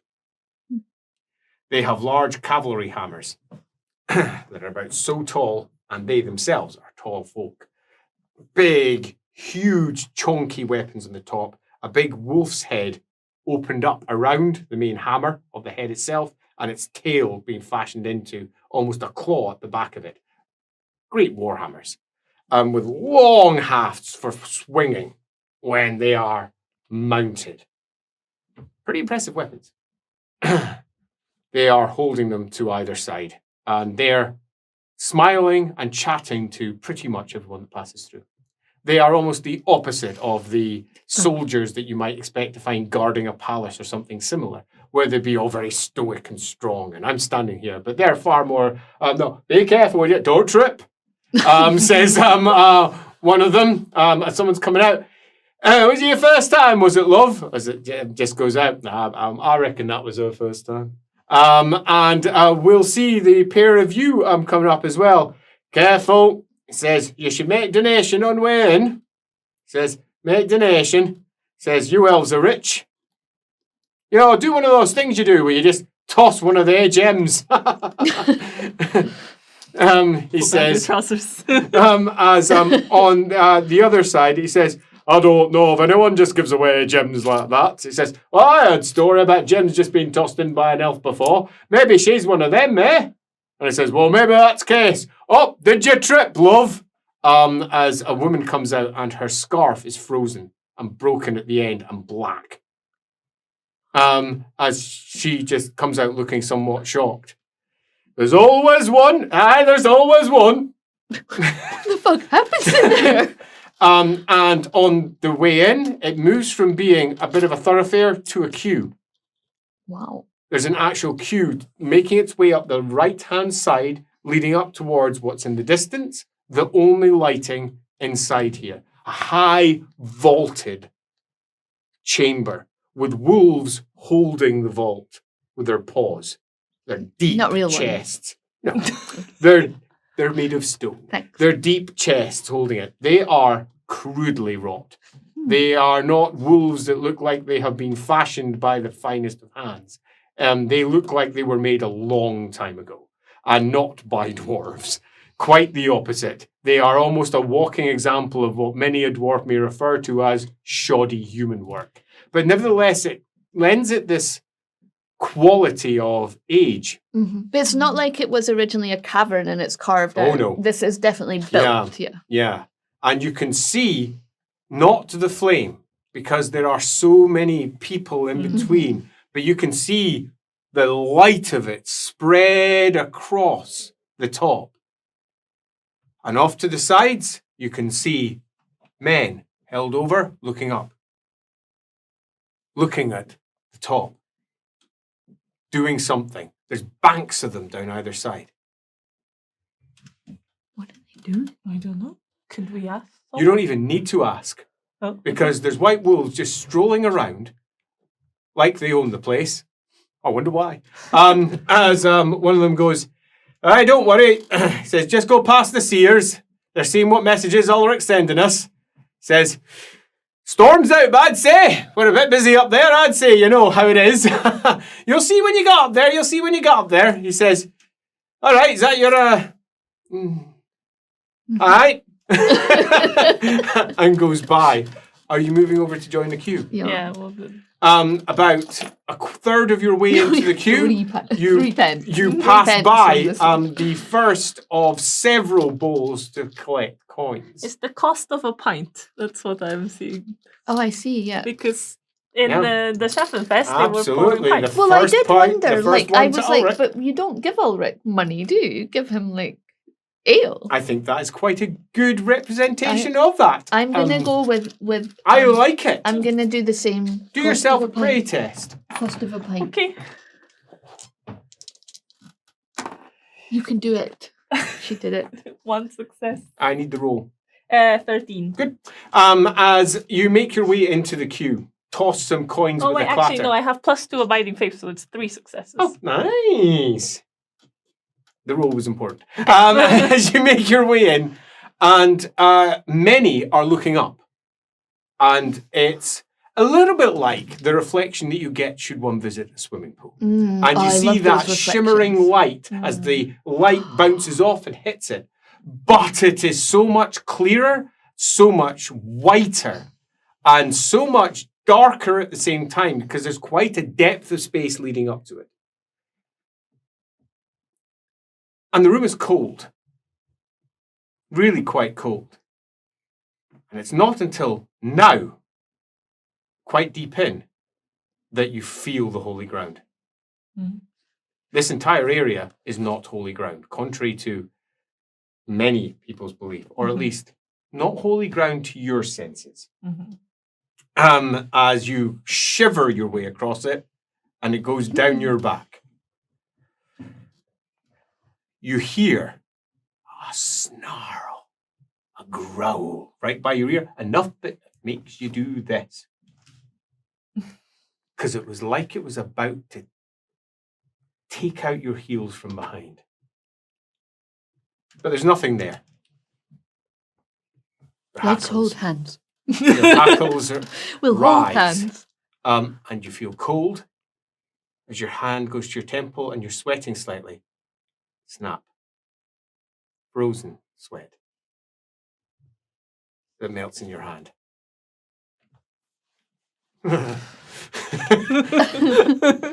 There's a queue. Some kids talking and laughing, others, and they go up, they go round the whole flame and come back the other side. And no one else is like. No. Yeah, we'll add to the parent-child effect if we hold hands anyway. Sounds good. As you get closer and closer, you make out more and more of the flame itself. Up, down, up, down. You can hear murmured prayers from various folks who've just come and they're praying to Ulrich. Knights often passing by, some of them dropping jokes, some of them deeply inappropriate at that. Not just the don't trip. If you are intending on going in, he says, make sure you leave a note by note pile. There is literally a pile of notes from folks that apparently, but no one jumps in that you see. Several people leave notes though. Can you see what did they say? No jumping in, elf. Says, you probably won't freeze. It'll just be pain for eternity. As he walks off. Horrifying. The place begins to reverberate with the sound of the flame. You could hear it roaring in the distance, but now as we're getting closer, it's beginning to roar in you. It's a little bit like going to a concert and going, hey, lots of people here at the concert. Then the music goes boom, and you're like, holy crap! It's an experience. As you get closer, and you feel it in you. This is not normal. The silver flame gets colder and colder and colder as you approach it. And you still have about 100 meters to go.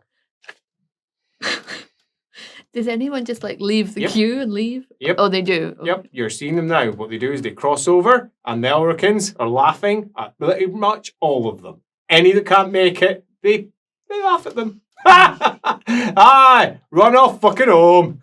Not everyone can look at Ulrich, can they? No, they can't. Go on, fuck off. Make sure you leave a few coins behind, as well as your pride. My little side eye. Pride is deadly. As we get closer, it gets colder and colder. Our breath has been frosting in the air for some time, but as we get closer, it's... Well, now you're beginning to see why so many people have brought blankets. Up here, White Wolves literally have blankets that they're handing out to people. Careful! Don't freeze your knob off. Yeah, lad. Says you'll be needing that round you. Says, yeah, lass, I suggest you huggle into those boys. They'll love it. There's a big, they'll never know what you're doing under there. Ulricans. They're so. Not like Sigmar. That's what I was thinking too. A priest. The first actual priest you've seen. Almost all White Wolves. Every single last one of them either quite young or quite old. Clearly ones who aren't campaigning or who are alternatively are just here. It's their responsibility to guard this place. As one goes, White Wolf that is. You're a priest? No, you move on. Priest of Sigmar? No, you move on. As you reach a point, and one of them's just sitting there asking each of them, are you a priest of Sigmar? But you do see the priest himself, who's making his way down the line. Chap with a big white beard hanging down to about his waist. A priest of Ulrich. Priest of Ulrich. You know he's a priest of Ulrich because he's wearing just a big black robe. And you can see the edges of a howling wolf symbol sticking out from the edges of his beard. He's making his way down. He's barefoot. Those are the ones with vows of chastity. His feet are black and looks like they're frostbitten. Oh my God. As he's making his way down and says, are you sure that you're warm enough? Are you sure, dear? Very good, very good. And yes, I recommend you put your arms very tightly around each other. And we are in Middenland, young boy. You look like a southerner, don't you? It's tits on hand here. Very good. He says, as they're like, cheeks going red, as he says, that's it, go on, piss on up the line, very good, sees the pair of you. Lovers, festive goers, looks at you both. Well, what is it exactly? As the knight that you're just passing goes, are either of you a priest of Sigmar? No. You may go on. Ulrich is watching. He says, breath freezing, and says, you'll be needing a blanket, won't you? Says, Oh, thank you. night. I'm not sure they'll be needing a blanket. They look quite warm. Well, maybe they will. Yeah, do carry on. Move on, children. Move on, my children. Oh, I say, it is very good to see you again, Fraulein. And at the back, you're, well, you know, my boy passed 20 years ago on festival. It's time for me to make my pilgrimage. He says, it's very good. You make sure you look after him. In fact, Ulrich. And you hear, my name's Alfred. Yes, whatever. Come on, step forward. I would like you to escort the Fraulein here. Now, we miss your bastard boy. Says, aye. Says, he can stand in and he can guide you round. He won't jump in, will he? She laughs somewhat half-heartedly and says, well, I don't know. I'd better ask him. Do you intend? Bloody do not. Says, right, come on, Mum. Says, you'll need blanket round you. It's fucking freezing up there. I did wonder when they called her Fraulein. Unmarried. A scandal. Scandal! Maybe it's not the same here in the north. And we're getting close.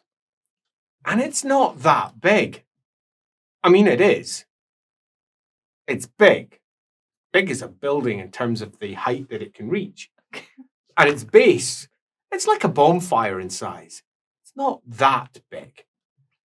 A great circle around it, covered with ancient language that you do not know. Unless you happen to have some sort of ancient language that I'm unaware of? No. No. They are carved and they are worn, and there's a second set of steps behind that, which are equally ancient, slightly less worn. This goes down for 8 steps, Wow. where the last of them is nice and smooth, with exactly the same text as is in the center. And you presume that possibly there was a layer before that at one point, That's which is now completely worn down. The inner frozen stone. I feel some fake ears twitching, elf ears. And it's freezing. Like, really, really cold. Pricking on your nose. Badly. Pulling in tight.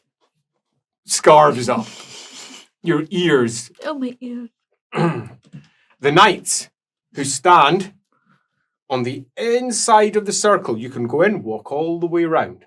They stand, are all heavily bedecked in wolf cloaks, all the way down, with their head to the back and a big wolf head over their heads. I mean, I suppose wolf furs are really warm. Quite, all with their arms folded, looking out. What happens in there is Ulrich's business. And if any wish to go through, all they need to do is step off if they want to. There is no rope. There is no do not pass this line. There is no please look after yourself signage. That's entirely up to you because this is Ulrich's temple. And for Ulrich, well, the best lesson is the lesson that you survive. And if you don't survive, well, tough. How did that lady have her scarf burn? Like, there's still quite some distance, Maybe right? she went too close. Now, the distance between you and the flame, should you follow the standard walkway, is about the distance between me and you. Now, obviously, that means almost nothing to any of you out there. It's around about, like, 3 paces. Go away, moth. Get out of it. It's not that far. And then it's a bonfire. And then over to the other side, that space again. And between you and that, around about a pace away, is a big wolf that you will pass not more than maybe about this far away from as you make your way around. The entire area is, however, walled off on the other side. And there is scripts of all kinds written into and etched into the stone. Again, some Elvish. none of which you can read. Oh. Are you doing anything special as you come up and shuffle around the great silver flame? Well, there were seers doing exactly this, but I think Ume will almost turn around and look at the shadows that it's casting. There are a lot of them. So as you arrive up, the last wolf before you step in says, "No stopping, there's quite a lot of the steam of the voice. Quite a lot of folk." Says, "If you want to pray, pray on t'other side." Says, "You can see the gaggle over there, those who've gone round and they just stepped off, and there must be a good couple of hundred just sitting there praying to Ulrich." Says, we're busy today, it's carnival time, so move on. That applies to you as well." "Oh, Fraulein, it's been a while." And you hear her out at the back say, "You keep your fingers in your gloves." Says, "Or Ulrich will bite at you. He'll nip at your fingers." And he puts up his hand. 2 fingers are missing. Says, "Oh, fucking no." She says, "Oh, it's always the same with you, flame guard." Wow. We should speak to this Frau. But yeah, I mean, if I'm gonna stop, I'll stop where everyone is stopping. So we'll go around first. Do yourself, both of you, a pray test. A pray test? A pray test. I don't have pray. It's a basic skill, right? It is indeed. Oh, That The number is- matters. I'm not too bothered about successes. The number. I rolled a 68, and nice. that's 8 successes. Nice. I rolled a 31. Good. Are we shuffling around? We walking around? We sprinting around? Are we jumping in? What's our plan? I think I'm gonna jump in. Yeah. You wouldn't be the first. She's just like shuffling around, just thinking like her, there's a flame in Ulthuan that's hot, supposedly. Mm. This one's cold, and they like the opposites of each other. Azurian supposedly popped out of one. What would come out the other? What did come Do out we the even other? want to consider it? Yeah. Mm. This is. You can't deny it. It's heavy, man. Mm. It's like totally dope. No, it's really, it's affecting. Mm-hmm. And that's obviously personal. I'm not going to say how it's affecting, but it is affecting. The roar thrums through you in time with your internal rhythms. The flame is freezing, but you're all wrapped up. But every time you look at it, you can almost hear the roar of what might lie beyond, the howl of the wolf. There's a small part of you that can hear the hunting plane. Hunting grounds. The holy hunting grounds of Ulrich. You could just hunt forever. Willpower test. Really? Yes. Okay. Wow. My willpower My is willpower so is bad. pretty high. Do you need to know the number or I just the do. successes? 57. And success. 5 successes. Fail. How badly? Well, I re-rolled and did way worse. Love it! That is 7 faith. 7 fails! Oh, what was the your roll? willpower is so low. My Isn't Yeah. it? willpower is abysmal. She's hilariously bad at these rolls. Yes, your number was? 90. Funny. As you're pushing your way around and you hear it again, the howl. The howl. And then through all the howls, it sounds almost like no, it's not a bark. It's almost like a scream. But it's not a scream. It's a fox. Howling at night. And you step free. Yay! So she has stepped Love that. to the left towards I mean, the flame. that's okay. Like, Yeah. if she wants to go a bit closer, I'm not immediately alarmed. She twists round and roll 3d10. Okay. An 8, a 5, and a 4. 17. That's how many you take. But you do get to take off your willpower bonus. So 2. So 15 wounds. How many wounds do you have? I am at -1. As she goes over and ice rhymes her. Question. Yes, Christian? The -1, does that count as a critical? What do you mean the -1? She's on -1 wound. Oh, Was that yeah, on- you the take min- critical. Yeah, right. totally. And Maybe- but it's an 8, and my divine servant. Okay, means that you can ignore any criticals that include an 8. Is that correct? Yes. Well, what read your divine servant rule? I haven't written it down here. Andy. Ah, no. It's wait. Is it a talent? If you grab It's me, in the Chaos Blood rules. Right, so Oh, okay. regardless of that, it's good enough. I'm quite happy with that. yeah, it's any um, roll of an 8 essentially. Yeah. As you twist round and suddenly fall backwards as a growl rises in front of you. You go tumbling from your feet, slamming into the stone on the outside. Your entire face is covered in ice. Your arms are covered in ice. The clothing you're wearing is blackened on the edges and frozen. You're beginning to understand what might have happened to the other person. As the wolf, who's sitting a little bit like there is a howling blizzard at his back, like that, looks down over. One on the other side says, "Yes, she did," and looks over. Don't think so. I mean, Alamennowyth will run down because that's outside, right? No, you're still on the inside. She just slammed. She's ripped you beside you. Beside me, yeah. Yeah. I'll check that she's all right. She's like ice is breaking off of her. Her legs are shaking. Her arms are shaking. Her teeth are chattering. It's all right. She's saying something in Nipponese. I've got a blanket. We've both got blankets, right? Pardon? Yeah. Yeah, so I can I'll give her my blanket. Roll 2d10. Okay. 9 and a 6. Take off your willpower bonus. I hope your willpower is better than my mine. willpower is 6. So nice. So how many 9 wounds do you wounds. take? 9 wounds. You take 9 wounds. Okay, as you bind her up and begin to freeze yourself. Yeah, You are so cold. I'll be moving around. As you move around, it's not a consistent burning, but the burn is strong. Your cheeks are numb. Your body feels numb. Your teeth can be felt in your mouth because the flesh around them is so numb. Your nose, you can't even really feel.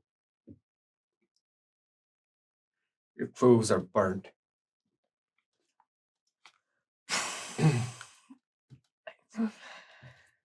The Fraulein moves past the pair of you who are quite clearly distressed. Just tuts as she goes past, going, "Well, that's what happens with our Ulrich." Says, "That's what happens with our Ulrich." And then puddles past, "Hey, love, make way." And she just walks straight into the flame and vanishes. "Fucking hell," says the son. "Fucking hell. Fraulein's just moved in. She just went off to meet Ulrich." And all around, the knights go home. And then all around, knights start laying out different notes until it all raises to a sonorous, then cut off. As the priest who was looking around looks up like that, and bows once to the flame of Ulrich. "Fucking hell. Fraulen's dead." Sam, to the side, one of the honor guard who's on it says, "Get a fucking move on. It's not like it's the first one you've seen dead. But I was a kid when I first saw her. Fucking hell." As he shakes his head, rubs at his eye. "Bloody fuck. You children, you look after yourselves." And he stomps off Oh. down the lane. If I wasn't freezing to death, I would be more moved. Alamennowyth has moved. She's still got 22 wounds. Oh, elf bullshit. Elf bullshit. As you're escorted slowly away by her, and feeling begins to slowly but surely burn back into your face. Ouch. Others seem to be so poorly affected by this. Others are talking. Some are just looking on with reverence. Knights are pushing them on. "Make your way out."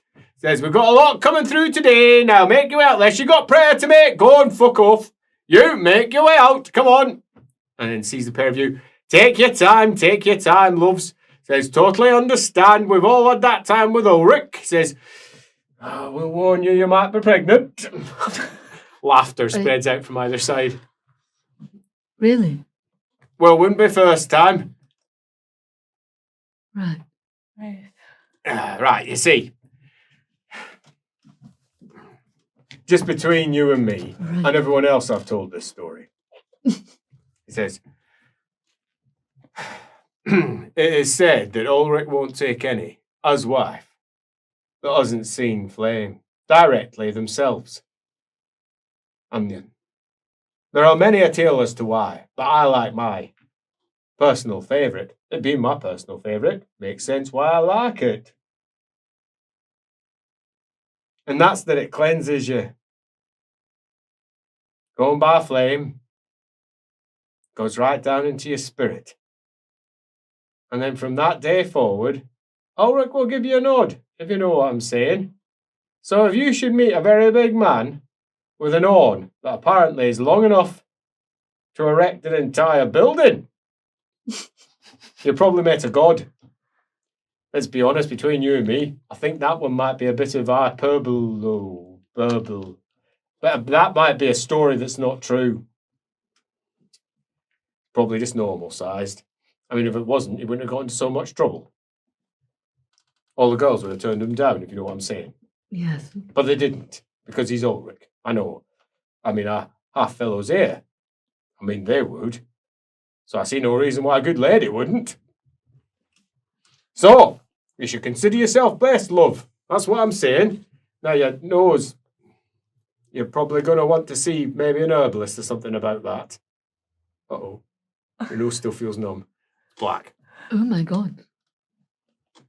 I look more like a fox than I ever did before. Great. But remember, you've got abiding faith? Yes, I do. I would just like to do it outside of the influence of the flame of Ulrich. Abiding faith, if you don't know, is a talent that allows you to sit down, pray to your God, pray to our God, and get yourself some wins back if you do well. Or not. Can we go get warmed up now, please? Says, you should speak to Father Ranulph. He's been where you are more than once. Right. Let us speak to this Ranulph. Thank you so much, Sir Knight.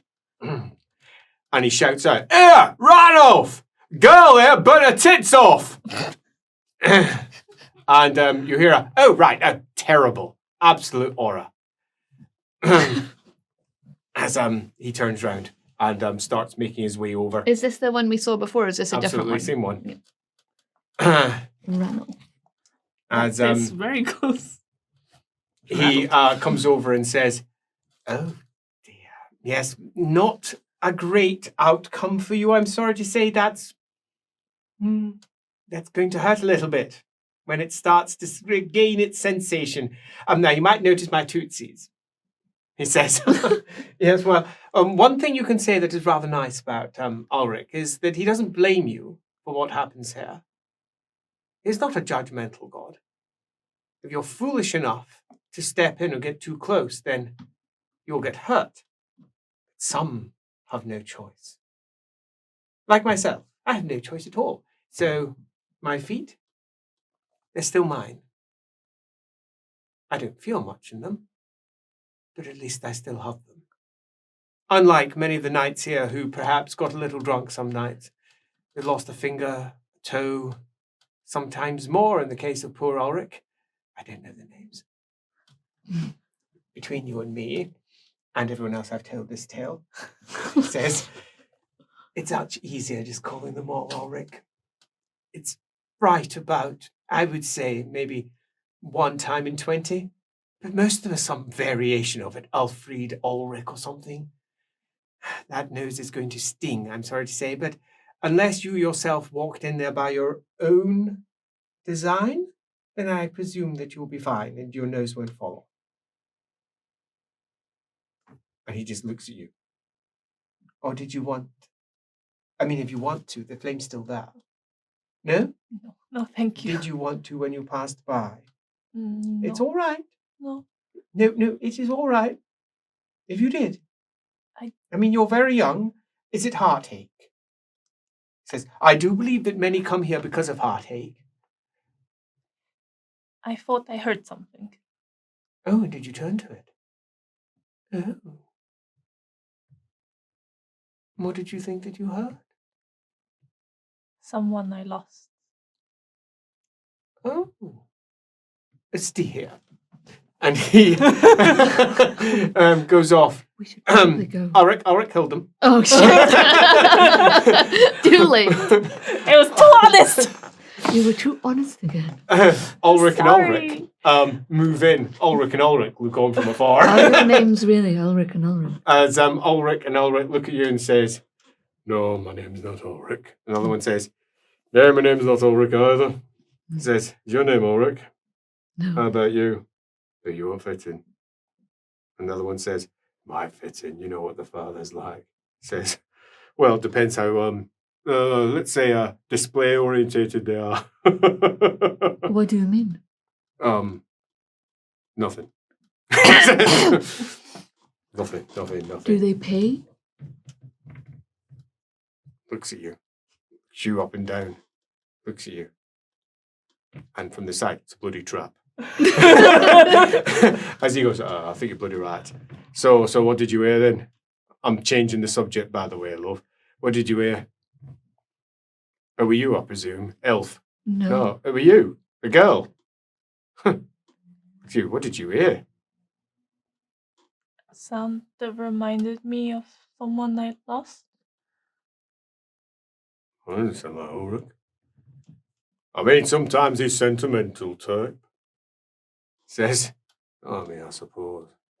The I sound suppose. was more closer to a howl, if that sounds more like Ulrich. Oh, did you lose a dog?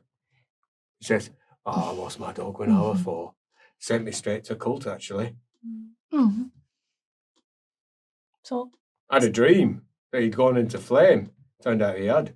Your dog? My dog just walked straight into it. What kind of dog was he? A big one? He were a Middenheim best. Aye, mongrel. Says, like the best of us, eh? Says, one of the wolves. Wolves. Says another wolf from the side who's coming to listen. Does that happen a lot, that animals enter the flame? No. Very rare. Says, bloody lucky he is. I was not bloody lucky. I love that dog. What was his name? Snowy. Or hers? Snowy. He had fur that was as white as, well, rock actually. It wasn't that white. It was more grey, but he had a white nose. Oh. you may pat his Looks down arm. at you. Yeah, I understand. If you lost dog, there ain't nothing worse. Then from behind, right, which one was it? A burly bloke in his 60s, entirely bald with a spread of white hair over his broad black shoulders, a wolf pelt hanging over it that's grey with its head sitting there. Looks over and says, "Be the elf then. Right, elf, what'd you see? What'd you hear? We need to record it for records." It was not me. What was the bloody elves with the bloody stories? You're telling me you got no story? No. And just looks at you. Am I supposed to hear something? Bloody first. I've been remarkable by accident. Turns round. Bloody note that. As a young man says, what's your name? Could you spell it? Mm-hmm. Could you spell it, please? Of course. What's my name right now? Well, I guess I'm still Alamennowyth. That's my fake Flottus name. Alamennowyth. He writes it down as you spell it and looks at it. Shadowvale. Right. Nothing. As Alon goes, that's quite the name. Says, be careful with that sort of name around here. Bloody Witch of the Woods holds that name. She's cursed more folk round here than is best worth knowing about. So many have gone off into that wood and never come back because of the witch. And they say her name is Alamennowyth. Well, I was named for... Bloody cursed name. What? Right. I'd say shut your bloody mouth. And don't you talk to me again, unless you bring the curse on me. In fact, go order some pigs, we'll make slaughter. And then looks to you, so you're the one that heard something. What you hear? What's your name? Ume. Right. You can take that. How do you spell it? And writes it down. Right, what did you hear then? I heard the howl of a friend. Can I please have a pre-test? We're in so much trouble. We're messing with God stuff. Can I re-roll? Yes. Okay. I would like to know what the roll was, though. 92. Good. That's much better. That's 5. It's a 30. The number 30. 5 flame. successes. Gutters. and roars in the background and gutters as you twist, and to you it looks like a great white tail just moving.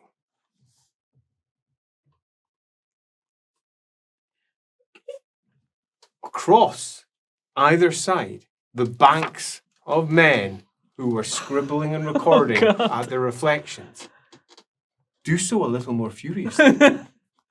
As the priest looks up.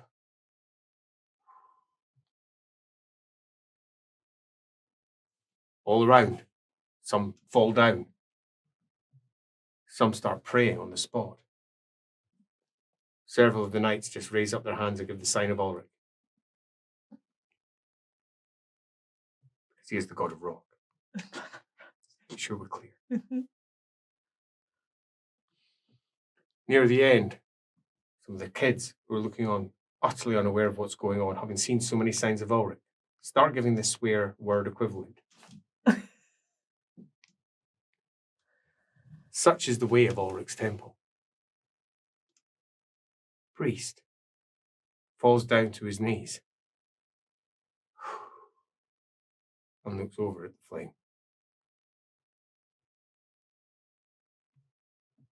Initiate falls down to his knees, lowers his head like he's supposed to be doing something because he's literally no idea what's going on. Same. You fall to your knees too. No, I mean, like, I don't know what's going on. I'm too injured to do anything. You can fall to your knees if you wish. That's one of the joys of being injured. One can fall easily. Yeah. I mean, I'm going to do it. Best to fit in. Okay, sure. I then don't want to in be that like a case- high target for this flame guy. Flame guy! Flame guy. As you drop down to Yeah, your it's knees. wise when confronted with gods. I guess. You do also.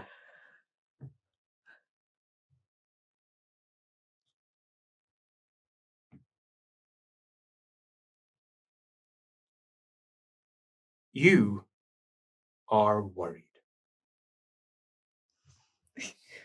Because you have been, when you were young, in the realm of the spirit.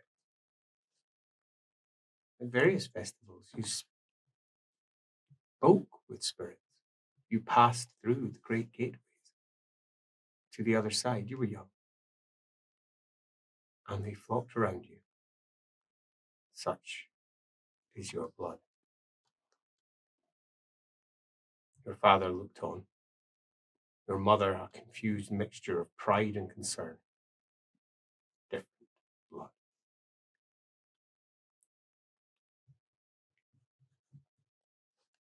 In your heart, you can feel this place is the same.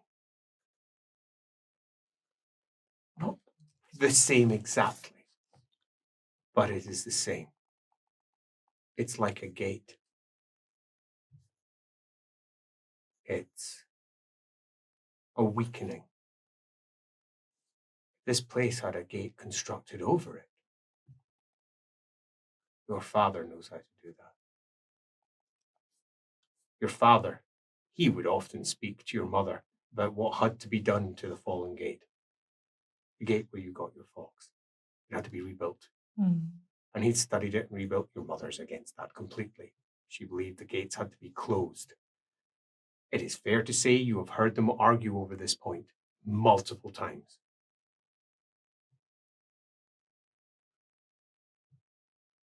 And you can't help but think perhaps there's a reason your father's here. This is the sort of thing that they would have been very interested in. But if true, there's a part of you that thinks your father could possibly cap this.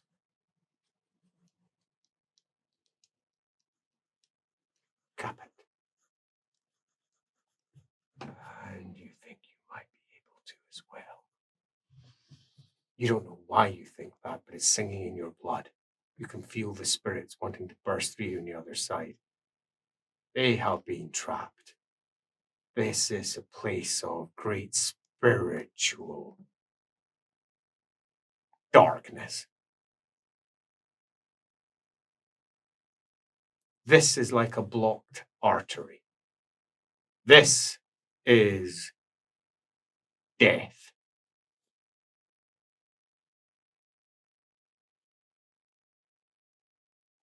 You've seen dams. It's a dam.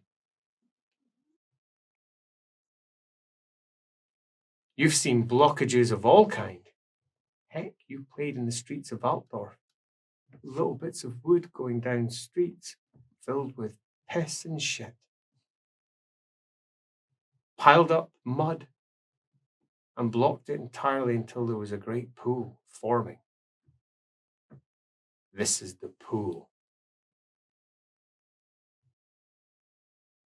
You're not even quite sure why you think this.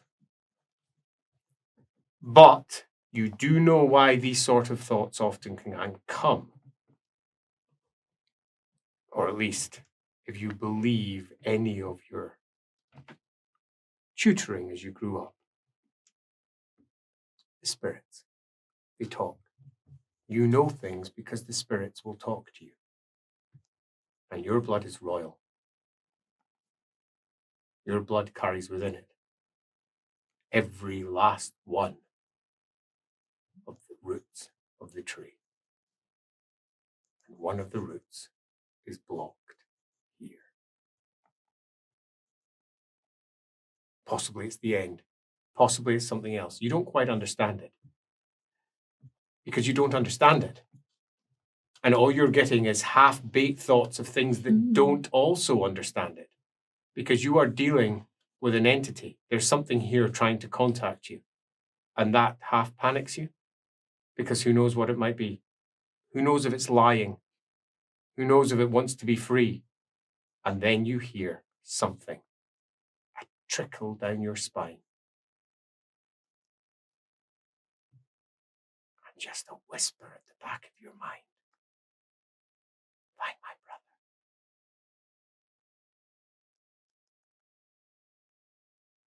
Be my brother.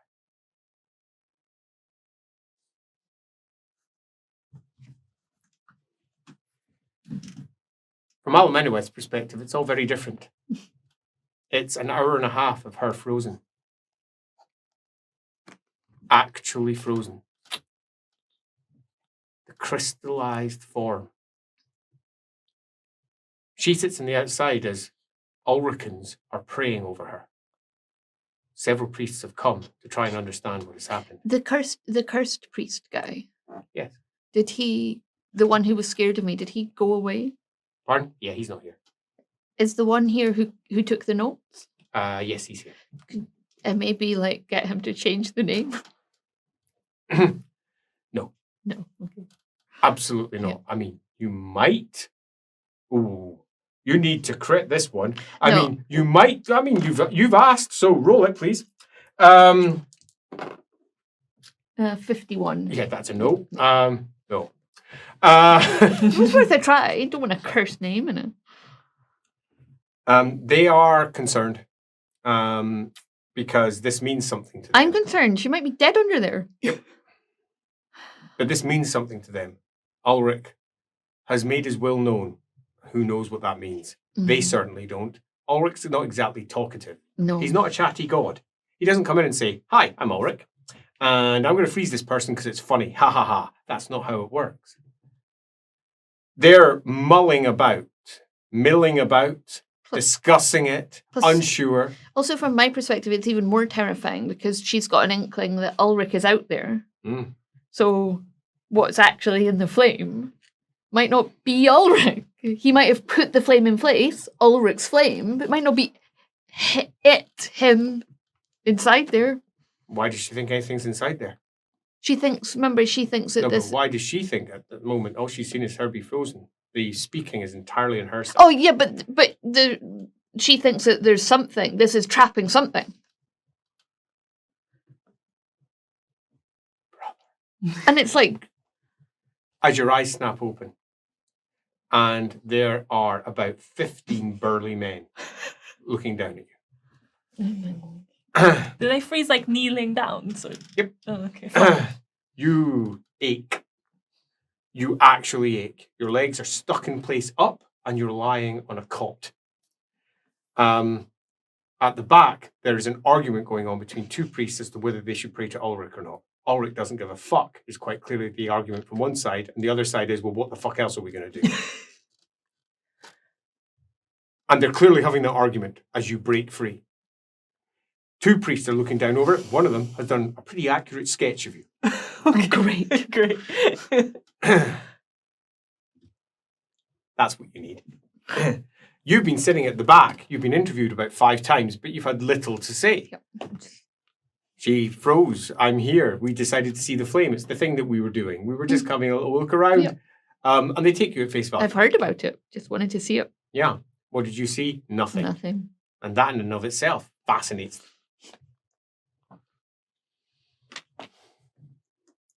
She's awake. She's awake. Aye, she's awake. She's awake. She's awake. Oh, Very good. That's one of the priests. She's not dead. As oh, you're cold. You're cold to your very bone. Is her hair still dyed? Yeah. Okay, good. Don't need a No, transformation. it's when they were in like, here. it cleanses you. I was like, Yeah, no. Just, It's you know. still died. No, none of that nonsense. good. Phew. As you half break under the weight of the multiple blankets that have been laid on top of you. They clearly are attempting to warm you up. Uh-huh. The room itself is blazing warm, but you are freezing. Alamennowyth, you are sweating. So hot. Indeed. And it takes quite a lot to make an elf sweat. Yep. The wolves, And I've got my summer dress on. quite. The wolves are all just sitting there with their arms folded, looking around, down at you. Each and every last one of them wearing black with howling wolf symbols with various lengths of beard, various lengths of hair. Appears Ulrichans don't cut their hair much. As one of them says, oh, you recognize this one. So, religious revelation, it can be so very difficult. Gods, dropping in, saying hi. How was it for you? Painful. Is she pregnant? Shh. Painful. Painful. Note that down. Painful, I see. And where does the pain gather most? Your bones. You think? Your face you can't really feel. Bits of you can't feel. In my bones, I'm so cold. I got it. Right, so when you were sleeping, did you see anything? Hear anything? Perhaps a male voice? I didn't hear a male voice, right?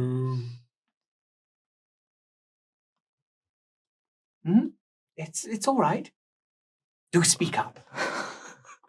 Help! I don't know what to do. You have no one to fall back on. You're there, surrounded by big burly men. They're burly men. Anyway, big burly men.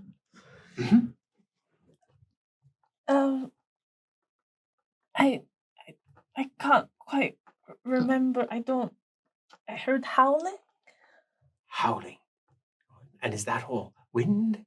A voice? Did you hear a voice? No. I think I would really like to have a cool check from you, please, to see just how good a liar you are. Okay. Cool. Wow, you might not need to do very well in this one. But I need to re-roll anyway because. Wow. It is you and you're cool, though. Yeah, I know. She's a terrible liar. That's why she sneaks. Then she doesn't need to actually tell anyone about what she's doing. I'm going to study her carefully. Am I resisting a noble?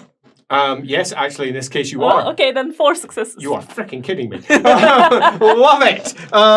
Yeah, I have minus 0. I rolled 96. Nice. I did not Nice. expect to fail that. Always funny. As he looks down. Right, howls. As so what do you think that means, Father? He says, well, I think it is important that she is blessed by the then Father at the very least. Right, I'll go fetch him. Off he goes. Can I hold her hand yet? Bring in the elf. As the elf comes in, her hand is she's so quite warm. warm. Is it a nice warm or is it like too much? Is it too hot? No, You are so frozen that, I mean, it's burning hot, actually, but yeah, it's nice. So It's about speeds back. 15 minutes of men gathered Put my hand outside on her the room, forehead, you know. murmuring away, and you can hear them discussing. They're trying to decide if there's been some form of miracle here. And if so, has she been touched by Ulrich? And if so, does that mean if Ulrich has claimed her, do they have to take her into the cult? Do they not need to have to take her into the cult? Okay. I don't want to be double blessed. One of them is quite literally saying, you got to be fucking stupid. She's about 2 foot tall. What's she going to fucking kill with a body like her? She could train up. She couldn't bloody train up. She'd have to grow up. They're not quiet. She might be blessed by Ulrich. Ulrich don't bless bloody girls. She bloody does. I've been up to Temple up north where it's nothing but girls. Says, that's a bloody trap. He says, I should have bloody said I had a woman. Bloody trap, I'm telling you. I went up there once with the longest summer of my life. He says.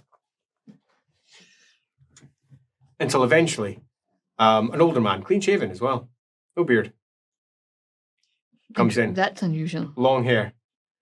Is he handsome? Well, he's human. Mm. Did the other Dan father at the Shining Rock have a beard? Yes, Okay. definitely. I've never seen an Ulrican without a beard. Yeah, well, it comes sometimes. Maybe and it burns. sometimes they have short hair too. You know, it's not a stipulation. No, but so to I've never speak. seen one. I'm just saying. As he comes in, his hair is tied back. He's wearing a very fine, wolf-trimmed black robe with a big, howling wolf lifting up towards the heavens. As he comes in, sits down, and says, "Hello. My name's Father Leibniz. Hello. And I have been told that you have been in a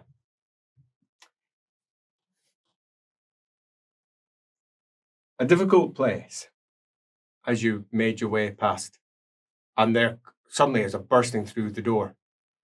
I think we got a bloody child of Ulrich, says, in Temple, Den Father, we need you now. He says, what? And you stay here, and runs out as they all go pelting off. God, I hope Birdie hasn't turned up. He didn't. Did he tell me to stay here? You both do whatever you want to do. Let's go have a look. Yeah, she can't go. Yeah, you're going to need a bit of help. I'll go slowly. You go see. No, let's stick together. We can get you out of here. Okay. We can't afford to have them asking too many questions. One of them is going to figure out that you're a liar. Yeah. She already knows. Probably. Empathy. I already know.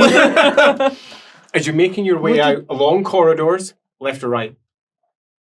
In fact, I'd like an intuition test from you. Okay.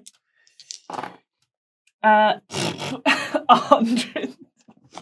That's a fumble. Do you have any fortune points left? I do. Because of course she does. She's a Ranaldin of sorts. That's not a fumble. It's 97 though. Blinking flip. Wow.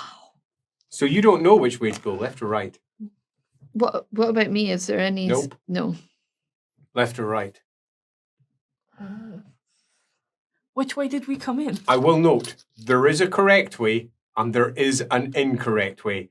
Left or right? I always go left. That's what Elric told me in the maze. Sure, let's go left. Turn left. You can decide whether you think this is the correct way or not. If it's not, it's Elric's fault. Elric. As you make your way along the corridor, it breaks out and you hear a howl and a yowl. Twisting in the center of what is clearly the main temple room that you have made your way out to. Wrong way! Wrong way! Is a great white fox. And a lot of very confused looking Ulricans. Many of which have got hammers in hand, looking at it, many of which have got axes in hand, as this fox spins around. It doesn't look like her fox, right? It's at least 6 foot at the shoulder. Okay. It is a white fox. As it spins again on the spot and growls and hisses at one of the wolves, who backs off.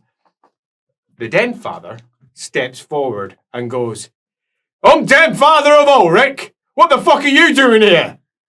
As if that's going to make any sort of difference to it. Him. And it turns round and looks at him and goes for him. Oh shit. With a mighty snap, the Den Father, though, pushes his hand forward towards it, and as it snaps, moves it up and puts his hand on its head, pushes down and pushes to the side, and knees it in the ribs. The thing spins as the Den Father, moving with a speed you did not expect, then starts punching it in the side of the head. "You fucker! You fucker!" He says, as all around the wolves start going, "Arr!" howling. We know our way out from here. Oh yeah, right? you could just creep out the back if you wished. Let's go. Come on. I can't. Why not? She can't. What are you going to do? She's gonna, as much as she can, run towards the fox because she's gonna do that. Do yourself an endurance test, please. Oh my god. I'm probably so slow. Oh my god. You're going to fall over. I'm gonna re-roll that because that was bad. That's much better. That's 3. Oh, that's good. Yes. Okay, as you push your way through the... Can I try and restrain her? You certainly can. Pick her up First a and strength take her? test. I don't think we can. Out of 7. And for yourself, yeah, strength test. That's Is it strength or dodge? No, because she's helping you along. I'm quite happy for her. I've to already grip got so to you. speak. Well, Yeah. she's trying to restrain me, so... Yeah, but she's got you, is what I'm saying. Yeah, Yeah, yes, you'd yeah. have to break free, so to speak. And if she's I've got- seeing you going that direction, I I've think got it's 3 fair. failures. I got 1 success. Hey, as you break free. What's the chances of that? Strength 27! Oh yeah! As you slip free, duck underneath the legs of one wolf who is literally howling and break up to see a blood-drenched face of a fox. As the fist of the Den Father is raised to smack it squarely in the head. What is your plan? She'll shout, "Den Father, stop!" And she'll go to grab... I will reiterate the description just to make sure we've got it. We have about 100 wolves gathered in a circle howling. Let me You through! will not be heard. But you have actions you can do, but you will not be heard. She's screaming That's anyway.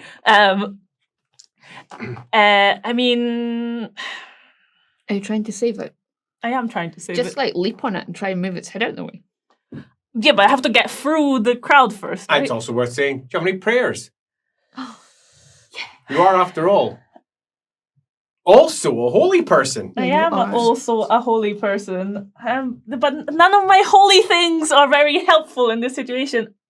Other than, you ain't seen me, right? Roll forward and put your hand on the animal. You ain't seen me right. Oh, it's going to be a tough one. Yeah. That's going to be a tough one, but you could give it a go. But also because it might get me through the crowd. Oh, you've through the crowd. Oh, okay, As I cool. said already. Yeah, you're on the other side. You went Then- right between the legs. Just make the fox disappear. It's not that easy, but you'd have to touch it. Yeah. Um, I could try it. Give it a go. Yeah. First, then. Pretest. Grab its tail. Great test, Ronald. That's 19 I rolled. Nice. Total 3 successes.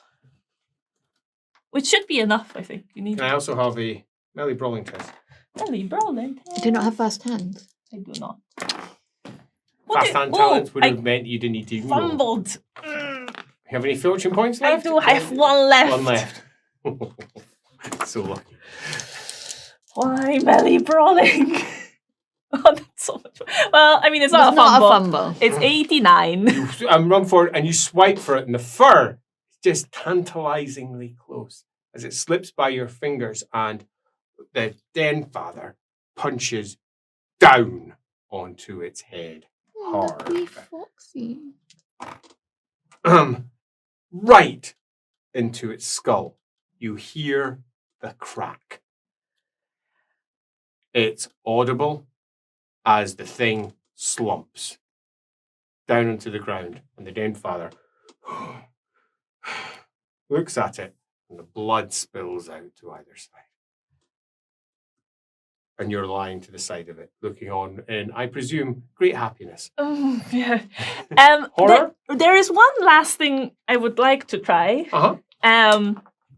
Because her and her fox are to her almost like linked, right? Yeah. So she would like to do an abiding faith prayer, like holding on to the fox, hoping that it will do something. Oh, I love that shit. Oh. Give it a go. Abiding faith. I know. Wrap yourself up on the fox. There's a girl with a burnt nose. Wraps her hands round and... I crit! You didn't know! I was Roll going to again for offer you a successes. fortune point as well. I was going to say bullshit to this idea, but I got a crit! So that's 12 successes. And roll d10 as well. Does please. successes matter? Because if they do, you know how I've got that fate point that I can spend on someone else's behalf? Uh-huh. Does that mean I can also give her that fortune point? Pardon, the fortune point. Yeah, No, you can't. Because I get a fortune point That's- related no, to it. That's No. not how it works. I'm sorry to say. Sad. Worth a try, though. Yeah. It was 4, the D10. Good stuff. Okay, so you come in, you wrap your arms around it, and you start praying to what? To run out. Thank you. Important. Need to know exactly who we're praying to. As with tears in your eyes, you mumble prayers to Renald. She who lies beyond. She who understands the great joke of reality. Mm-hmm. She who lies in the places in between. Dances free from everyone and anything. She who, according to some legends, tricked her way to immortality, but according to others, didn't. She who is by her very nature tricky. She's heard as many tales of Renald and Renald's birth, creation, end as she's met Ranaldin's. At least half of them think he's entirely male. At least half of them think he's not a he at all, or a she. And the other half thinks that she's definitely a she. And the other half are quite convinced Renald is something else. That's 4 halves. I was going to say. Renald doesn't work within the definitions of others. You wrap your arms around it. You have a choice to make. Okay. It's quite a big one. Oh, no. On one hand, Mm-hmm. you are a blessed servant of Renald. Yes.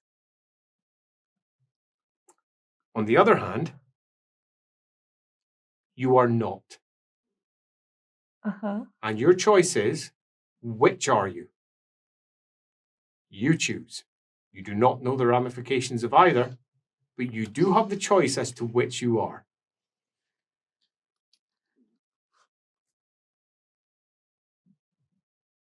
Run out.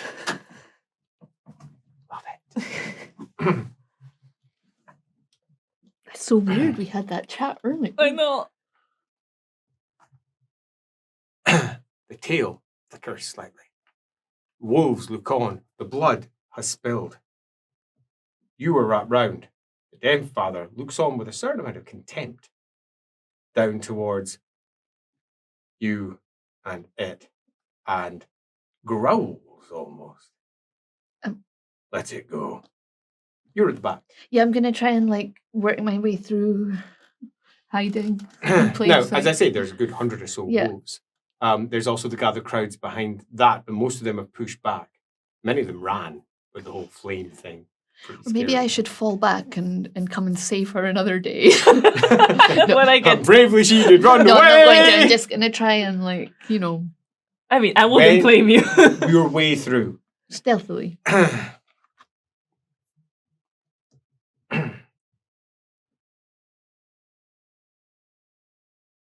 And you hear in the skull.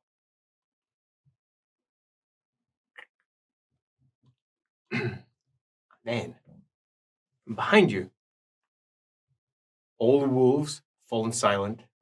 The contempt from the Den Father, arguably one of the most powerful men in Middenheim. He is responsible for this temple. Wow. Yeah. I mean, he's not our Ulrich, but this is his temple. Wow, I didn't realize that. Yeah. I know, right? Quite.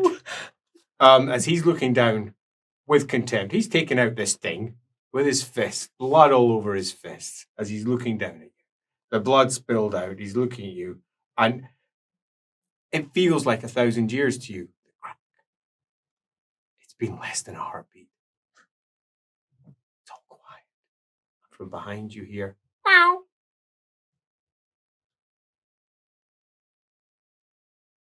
Is there a cat? Did I? Everyone hears that. Because several turn round, and there is a cat.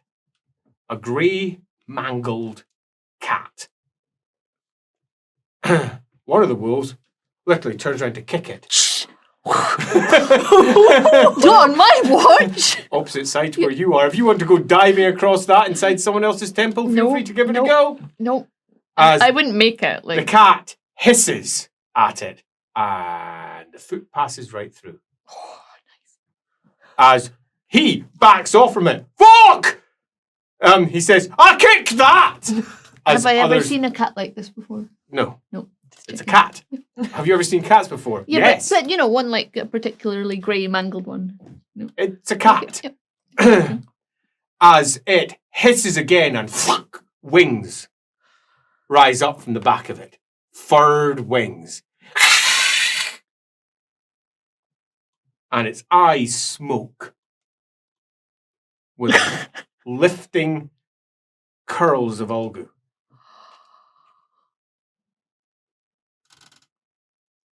Off to the side, one priest is already beginning to take notes. On the higher banks, they're looking up at a great fight between a fox, a wolf, and a cat spinning around in the flame. Oh, in the light. I can see that. Yep, you just noticed it now. They're all looking up. And then others are going to look up as the cat hisses again and the fox turns round and starts nipping at it as it spins and lifts and its tail flutters into a rainbow. The cat or the fox? The fox. Wow, okay.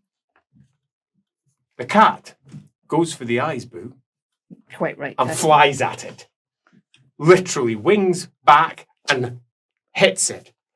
The wolves look on in utter confusion. Some are backing away, others are looking up, and up above the fight is going on. You are half held onto this fox. This cat has arrived and is going for its eyes. What are you doing? Do yourself, before you decide, an intuition test. I'm so confused. I wish I had lore theology. That's a 0 success. But it's a success. Success. Score. One of the great problems with poor old Ume is she knows fuck all. She has nothing more than the smattering of handed down tales that she's received from other Ranaldans. She literally doesn't know up from down when it comes to Ranald. But she does know which one of these is Ranald. One of these is a divine servant of Ranald who has come to hold back the demon.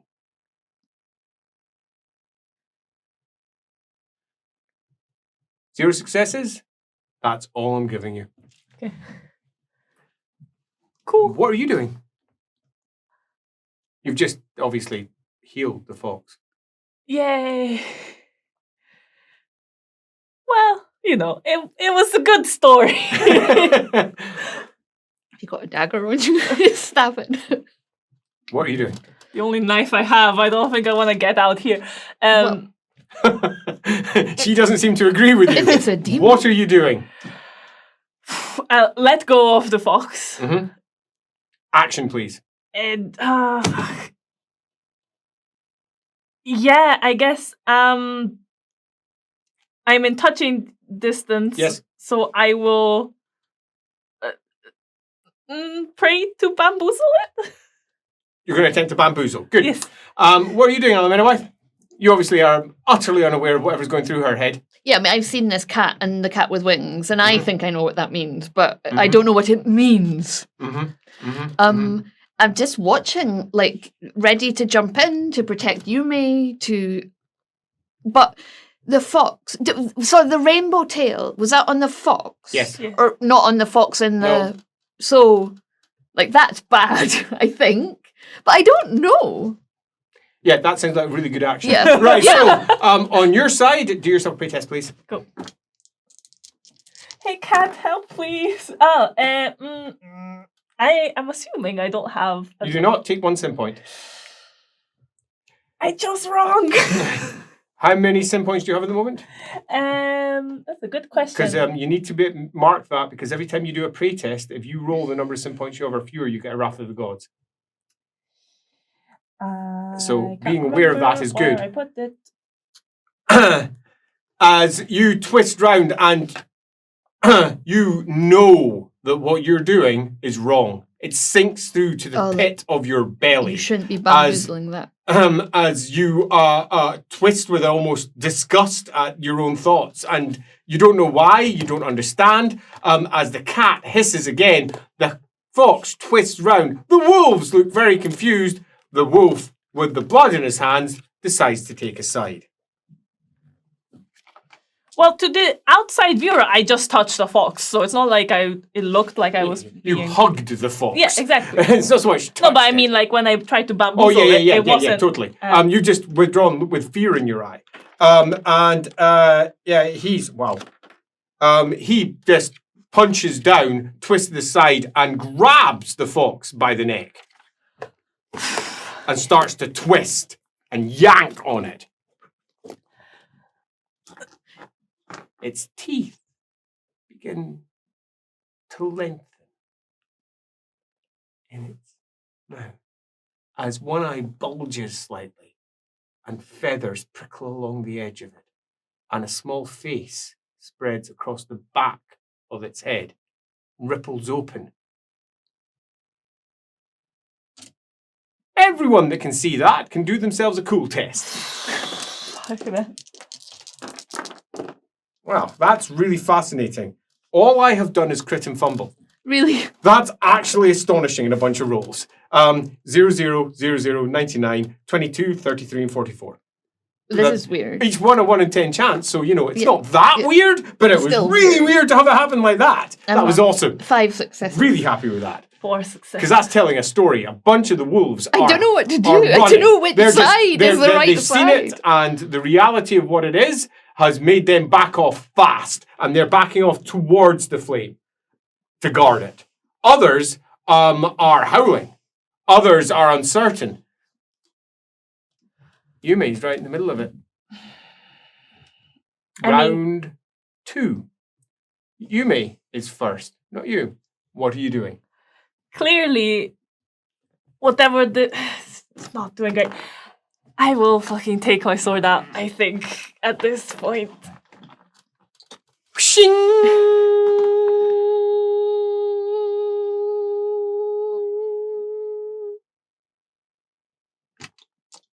Okay, your action, Alamennowyth. Delay. Love it! Top of the round, Ume. Your best skill that you've got. Melee basic. Yay! And who are you targeting on? The fox. Excellent. 4 successes.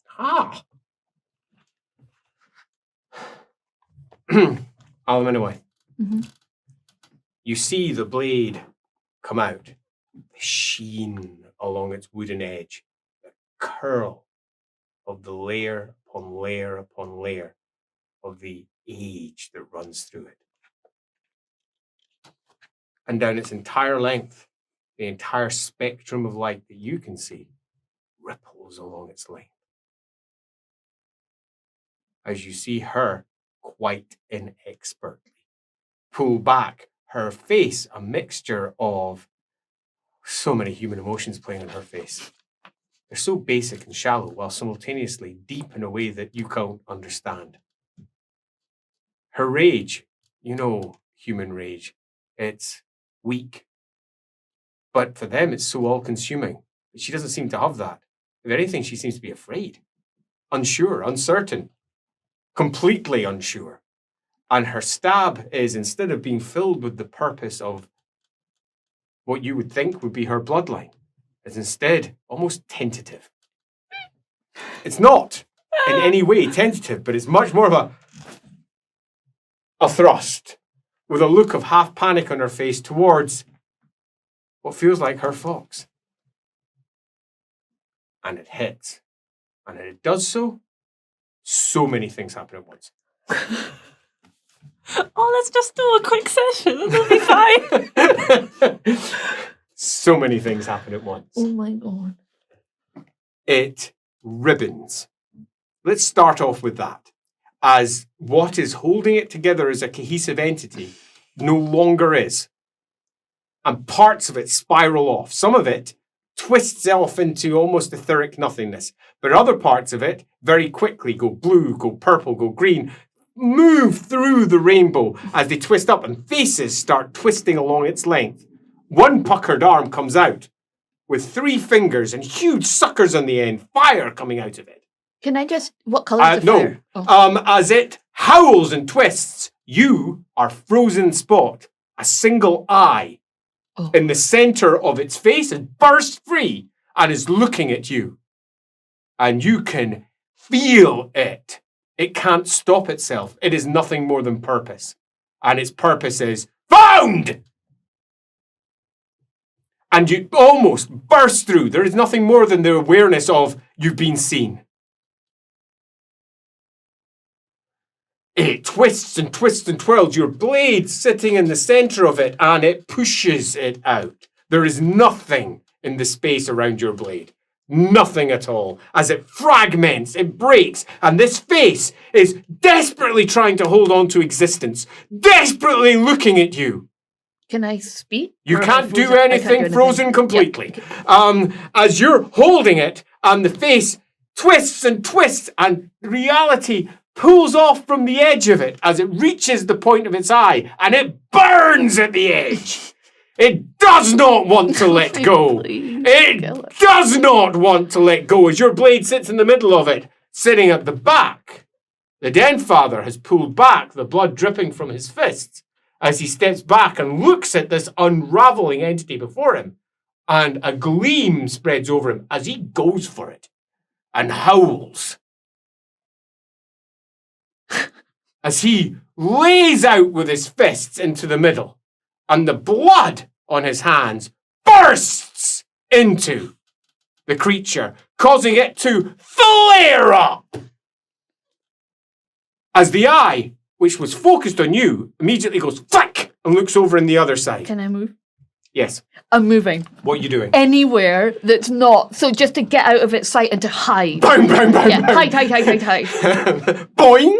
As you, like a rubber ball, bounce out of Shouting, there. kill it, Ume! As its eye twists round and parts of it start trying to pull away from your sword. And you're almost stopped in stasis, half confused as to what's happening as it starts reforming around and moving out as the fire ripples down it. As it whoosh, and disappears into nothingness. As swipe, swipe, swipe from the Den Father.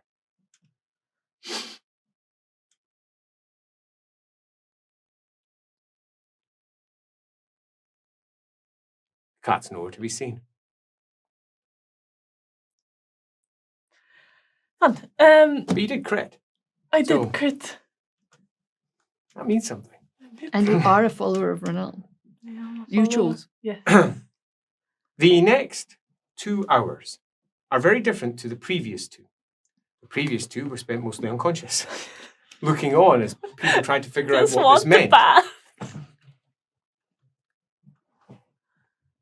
bath. The previous 2 We're simple for you. These two are dull. Because you are closeted away. Put aside, the Den Father is incensed. Because a demon has manifested itself so very close to the flame. And there is some quite clear belief that that's her fault. After all, she tried to save it. I also killed it. Yep. But you try to save it first. But Ulrich says Exactly. best mistake is the one you survive. So they don't know what to do with you, so currently you're closeted away. Yay. But they do know someone who can make that decision. And that is how, some 2 hours later, Ume and Alamennowyth find themselves escorted to the offices of our Ulrich, the head of the cult of Ulrich. Not just in Middenheim, How did this happen? not just in the Empire, but in the old world. And beyond. There is no higher figure. And you feel a bit trapped, cornered. The wolf has sunk his teeth into you. Yay. You can't escape. Our Ulrich is tall and a physically healthy man. Big beard. Claws. Talons almost. Like actual. Sitting each one about 1.5 inches on the end of his hand. He's sitting in a relatively small chair, definitely not a throne, in a relatively sparse office. He has a single window that looks out towards the palace of all things. You can see it high above at the back. You know fuck all about the cult of Ulrich, other than what you actually know, and as we are all aware, Sage is not exactly a Warhammer aficionado. You are no idea how to conduct yourself other than you know that they are Ulrichans. You get escorted in. Den Father escorts you all the way there. He doesn't say anything. It's not quite true. He does. You hear him under his voice. Under his... If they move, just run them through.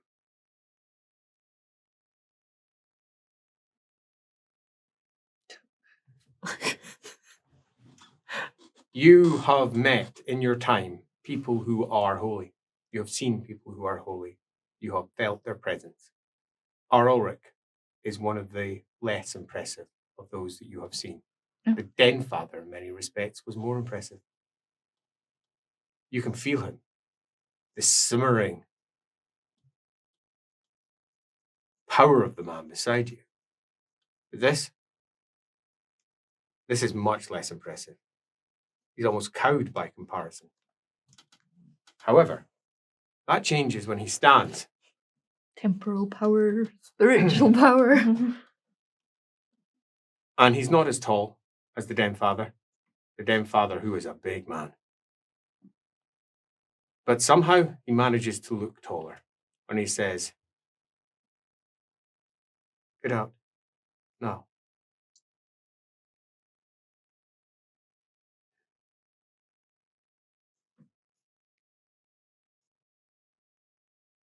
The Den Father pushes his way out. On the other side of the door, everyone can hear the Den Father say, "You defile my temple.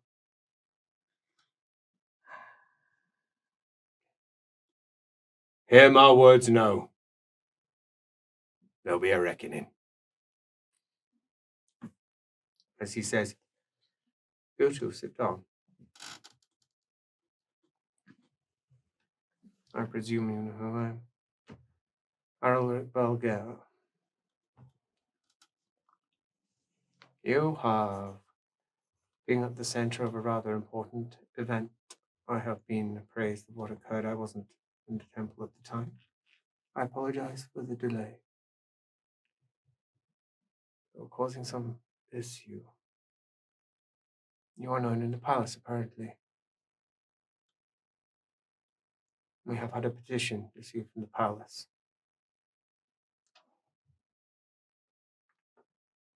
which makes matters difficult.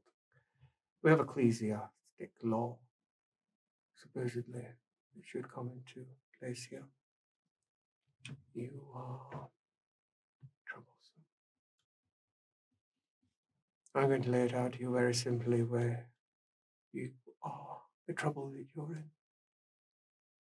The Den Father has asked for your lives.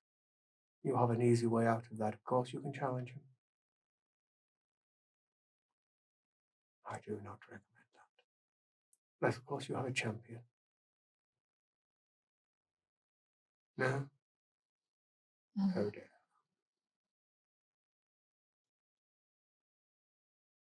He is very protective of his temple, and it hasn't been defiled in his time. There are those who say that you were responsible for summoning a demon, that the flame itself reacted and recoiled from you.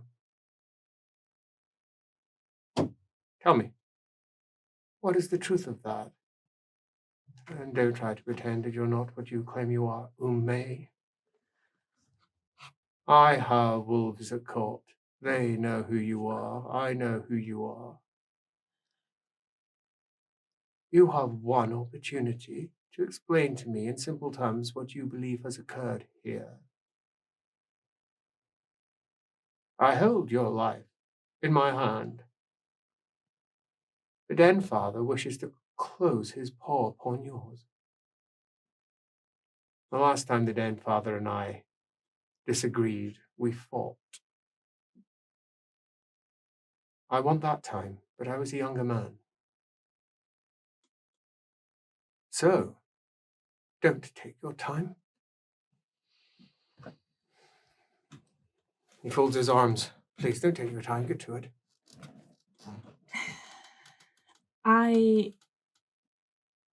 That's an example of taking your time. Don't bring your words together. There is something that you must learn about the cult of Ulrich. We don't like hesitation. Hesitation suggests too much thought and an attempt to try and calculate, an attempt to try and gather. I don't care about your gathered thoughts. I care about the truth. Blurt it out. Give it to me simple and straight, and don't do what you are inclined to do. Okay, I apologize. I Don't know care for much. your apologies. Get to the point. Just tell him. Shut up, elf. You talk again, I will gut you. Now you explain what happened to my temple. As a child, I saved what I believed was a spirit. It has now become a demon, and it has been following me in my travels. I had managed to You stay... were responsible. Godzi was right. Well, that makes this much more difficult. Regardless of the right and wrong of the situation, if you were responsible for that, that makes you a target. Which makes it very difficult given the letter I received from the palace. I don't care for your explanations. They won't make any sense to me. Your explanations are enough. May I say one last thing? You must. I made a mistake. I learned from it. I worked to right the wrong. I did. I believe that's what Ulrich is about. And a tear slips from his eyes.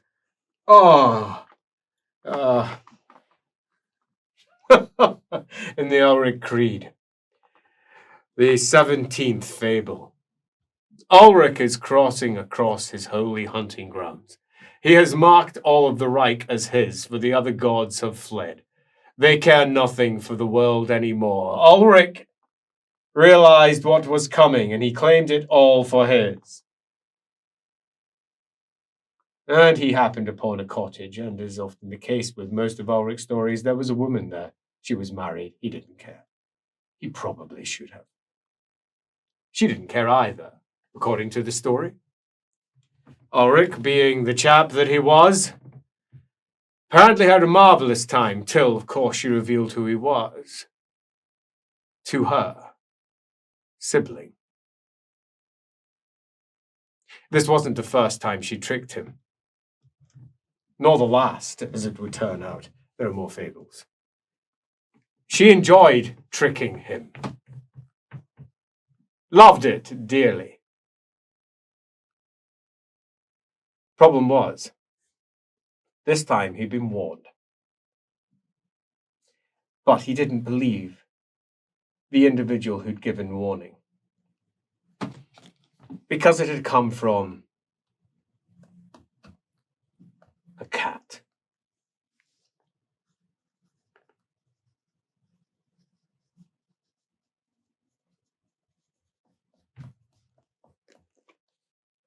Afterwards, because I won't bore you with a tale. None of us need to know about it. Go read the bloody book yourself if you were interested. 321 words. It's not long. Even should ancient Teutonic be your second language.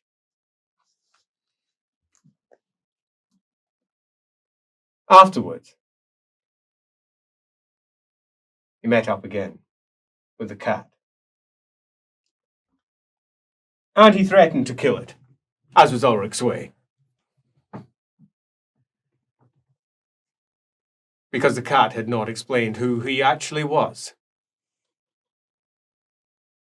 And had posed as, of course, his sibling.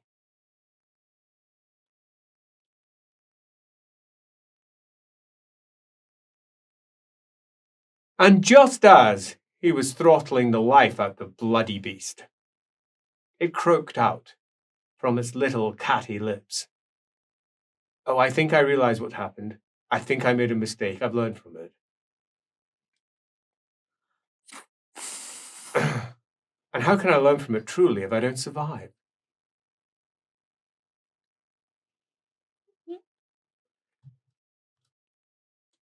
That is possibly a tale you should read about. Reaches into his drawer. This letter is what saves your life. It makes everything very difficult.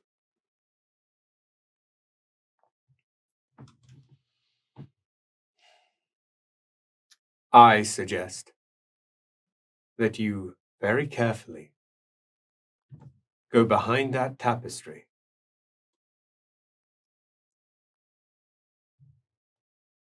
Speak to the wolf who's waiting for you there. Follow him. Take a visit to the brothel it connects to. And do not darken this temple again. And do not approach Den Father Leibniz. Lest, of course, you are looking for a fight. Today, I will take on that fight. I might not survive. If I don't, you'll find out about it in the newspaper. If I do prevail, they won't care. It'll probably still be reported by someone if they find out about it, though. He looks at his talons. I'm unlikely to die, even if I lose. That is not Ulrich's way. Ulrich doesn't kill his own. He puts them down. But I'm also not one to bear my throat. Come, fuck off, pair of you. Bloody troublemakers, rather than fuckwits. Can't be bothered with you. Fuck off. Quick foul. Run. On the other side, there is, not in armor, a big man, about 6'3", shorter than you, big blonde beard, blonde hair hanging down, bright, sparkling grey eyes, holding a lantern up like so. There's not even a door or anything. It's literally just tapestry to corridor. Oricans are a bit blunt and a bit obvious with their secret passageways. As he looks at the both of you and says, well, you two and the troublemakers like to pass through places in between then. Says, it's called a secret tunnel. Says, this one here, as he walks down, was put in place by Ulrich Wolfram the 12th, I believe. At least that's what Tale says. You're not the first that I've given guided tour to it. He says, but obviously not for him. I mean, he'd never have anyone coming down this way, especially not ladies like yourself. Especially not making their way over to brothel. It's called the Spread Eagle. Named after what happens up Nordland way. It's gruesome. Or at least, the way they do it Northern way is, it's a little bit different here in Middenheim. It says, our ladies are quite limber. Or so I'm told. I wouldn't know anything about that. It's not my favourite haunt or anything. Maybe I'm saying too much. Oh!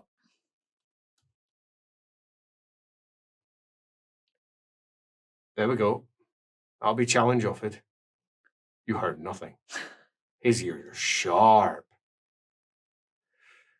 A little bit disappointed. I'm not going to be here in this one. Right, you two. Let's go while his attention's elsewhere. Did you see any of that trouble that you caused? You remember it? Last time we had major trouble. Man involved didn't remember a thing. Sigmar Art fellow. Looked like a fucking idiot. Big row of hair on his head. Blonde fella. Tall as well. A southerner? Aye. Racklander. Tried to sneak his way in, so he did. Recently? Oh no, this were 2 years ago. Right. Says, And caused quite the fuss. And what happened? I don't know, I went here. Oh. Says, I just know it were bad. Apparently fellow remembered nothing of it. I can't imagine it were much. We always have, you know, blessed folk passing through. It never goes well for them. Ever. Sometimes they walk out thinking nothing's happened, but something always does. It's the bloody holy fame of Ulrich. You're basically challenging a god. Did you not think that through? Clearly. Thought you could sneak by. You wouldn't be the first. You see, Ulrich's got a nose. He can smell the cat piss on you. Right, come on, let's get out of here.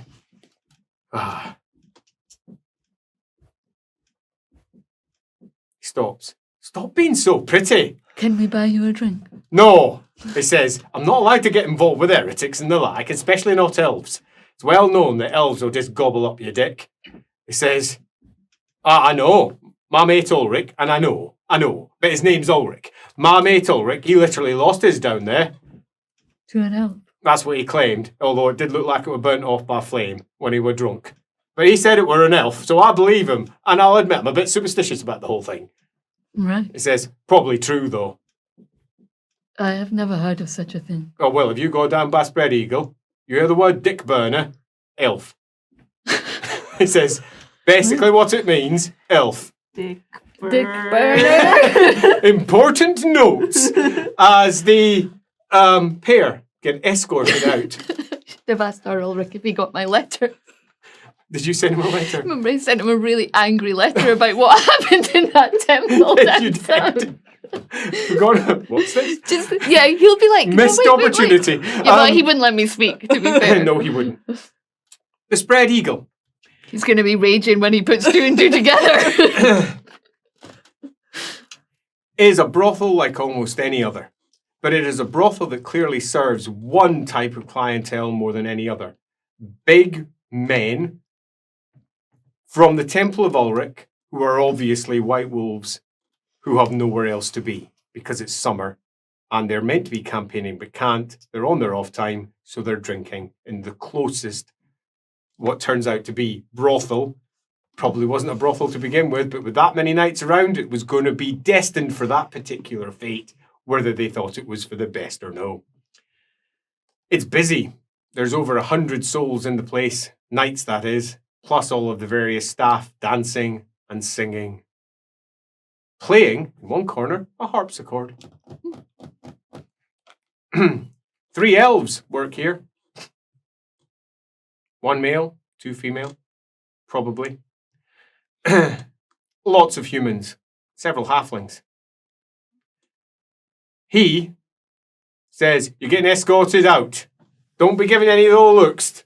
No, this is our place. It's not a place for elves, and it's not a place for your lot. Fucking cat piss.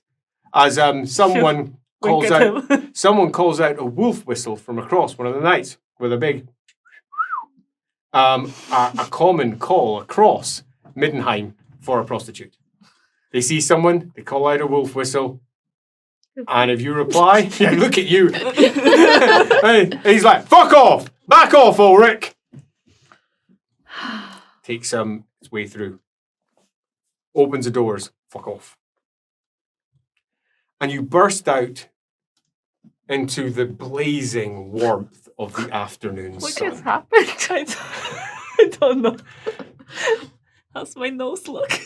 Black. It looks black still. Maybe Gahat will be able to help you. He said to see an apothecary. Maybe we could, a herbalist. Maybe we could find one locally. So, having broken out to the other side, do we have any plans for the remainder of the day? Just go home and hide in our room. It's been a traumatic day. Do you still feel cold? Yeah. Yes. Why don't we go to the bathhouse and get you a warm bath? Actually, you're not sure that's a bad idea. I think that's a great idea. Okay. So, surrounding yourself with hot Yeah. water, with hot water. It turns out, getting from the temple down the right-hand side of it towards the bathhouse, it's at the back of it, is really easy. It's a single road, and they connect one to the other. Just involves going down. Now, if you'd gone down the other road, you'd have ended up somewhere else. If you'd gone up those steps, somewhere else completely. And you can even see where you were when you were looking down from above. All you need to do is go down and down. It would take all 4 or 5 minutes, or just going down the steps and then down this road. What do you think happened when Leopold was at the temple? That was him they were talking about. right? Definitely. But he doesn't remember. But he must remember the aftermath. Doesn't Maybe remember. not. He claims. Dun dun. I can hear Andy shouting, "You dick! I don't know what you're talking about!" Sorry, Andy. Maybe that's why he would have been killed if he went back, because they would have recognized him. Very possibly. The baths themselves are not what you expected, because we have been to baths individually, and we are aware of baths individually, and it means different things to each of us. In your case, it is all of your imaginings of the many baths and hot springs that have proliferated your background and your history and your hopes and your dreams and your desires and the places you wanted to visit and the places you could have been. And in your case, they're largely the classical versions that you have been in Null. Of the great Lovely bathhouse in Null in particular. I had my wedding party there. Exceedingly classical. This is not. It is old, very old. A building that is possibly as old as Middenheim itself. And it has clearly been restructured and reconstructed several times, but on the inside, it's all smooth and worn stone. The structure is built around it, and the heat coming from the natural hot springs from within is quite significant. It's also relatively busy, because there's quite a lot of folk moving their way in. There's a small queue for coming in, people dropping off money, making their way into the bathhouse. There's signs up offering all the different sort of baths that they have to offer. And there's not that many. There's the big communal public baths that are both hot and cold. And there's just a whole host of smaller baths. It's a private one. Yes, and steam rooms. There is a single sauna. And underneath it, you can see in faded writing, Talabiclanders are wankers. Sitting underneath the sign by the sauna. That's a thing. Why would they put that there?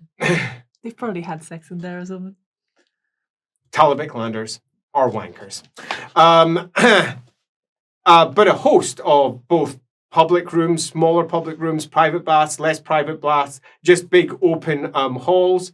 And they're going through, and they clearly know what they want already. Apparently, there's an established lingo. Because as they go up, they say things like this. 1 double, and next one goes 2 double. Next one, 3 double. What are they talking? 1, 2, 3, 4, 7 double, and 2 double. And you have literally no idea what they're talking about. Fortunately, though, you're not the only one. Because someone ahead of you, a pair, in fact, a woman come up and say, right, excuse me, says, I really don't understand blaze and blues and blah, or I just want a fucking bath. It says, maybe a sauna. And just looks back. You want to go in the hot house? Of course you do. That will be 4 silver shillings. Oh! Daylight robbery. Pass it over. Daylight robbery. I know, but you know, we've been a long way. The pair of them go in. Eventually reach the top of the queue. Not the only queue, there's multiple routes in. As the man who's sitting at the back of it looks up at you and says, well, what are you looking for, ladies? What can I do you for? We would like a private hot bath. 9 pence. 9 pence. No, just 9 pence for the lot of you. You don't need paper to eat. Oh. There you go. And you get your change back. There's your threepence back in return. Only costs 9 pence for a little private bathroom. What? And why are we here every day? I know, right? And you are given a single token, which you take in, and there's somebody sitting there with sweat on his forehead, big hat with a big feather that's wilted right down, big, thick, heavy jerkin, and points you towards the hot bath. On the inside, there's all manner of folk playing in the main central bath. And playing is a better way of describing what's going on. It's more like a public swimming pool. What are they than wearing? it is a proper bath. And most of them, in fact, everyone here is wearing something. Oh. However, as you move through into the back, quite the opposite. As you're taking through towards the hot baths, token given, and the hourglass is turned over. Oh, I did wonder how long we'd have. And the door is opened, and it's a rough room, roughly hewn, with a bath that's sunk down and hot, and a smaller bath towards the side, which constantly has water pouring in and is chill. Ooh, cold, I like it. On the other side, the water is just hot, with no obvious way of being hot. Elves don't really do baths. Oh, I've seen you bathe though before. Mhm. Okay, sure. Whilst we're here, I had a favor to ask you, if that's okay. Ooh, yes. Would you mind helping me wash my hair? I will do it. Thank you. I know it means a lot to you. So Yumi's hair has been dyed because it has somewhat of an odd colour. This is the perfect time to wash it out, though, when there's a den father on the loose looking for us. Maybe I should dye mine. And it washes and it washes, but somehow doesn't lose its dark colour.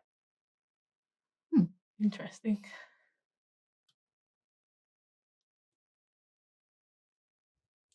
Also of note is there is no marking or tattoo at all on Yumi's back, but there are some scratches. Scratch down her back, which nip a bit, and you were Ow. completely unaware of. I will clean these. Your tattoo is gone. I think that is good. I think so too. Maybe, can I see roots? Is it orange at the root? Nope. I think it's gone back to normal. Oh, that's so weird. Do you think these scratches are cat claws? Looks Yep, like it. yep, I it would does. say yes. Looks like we're back in business.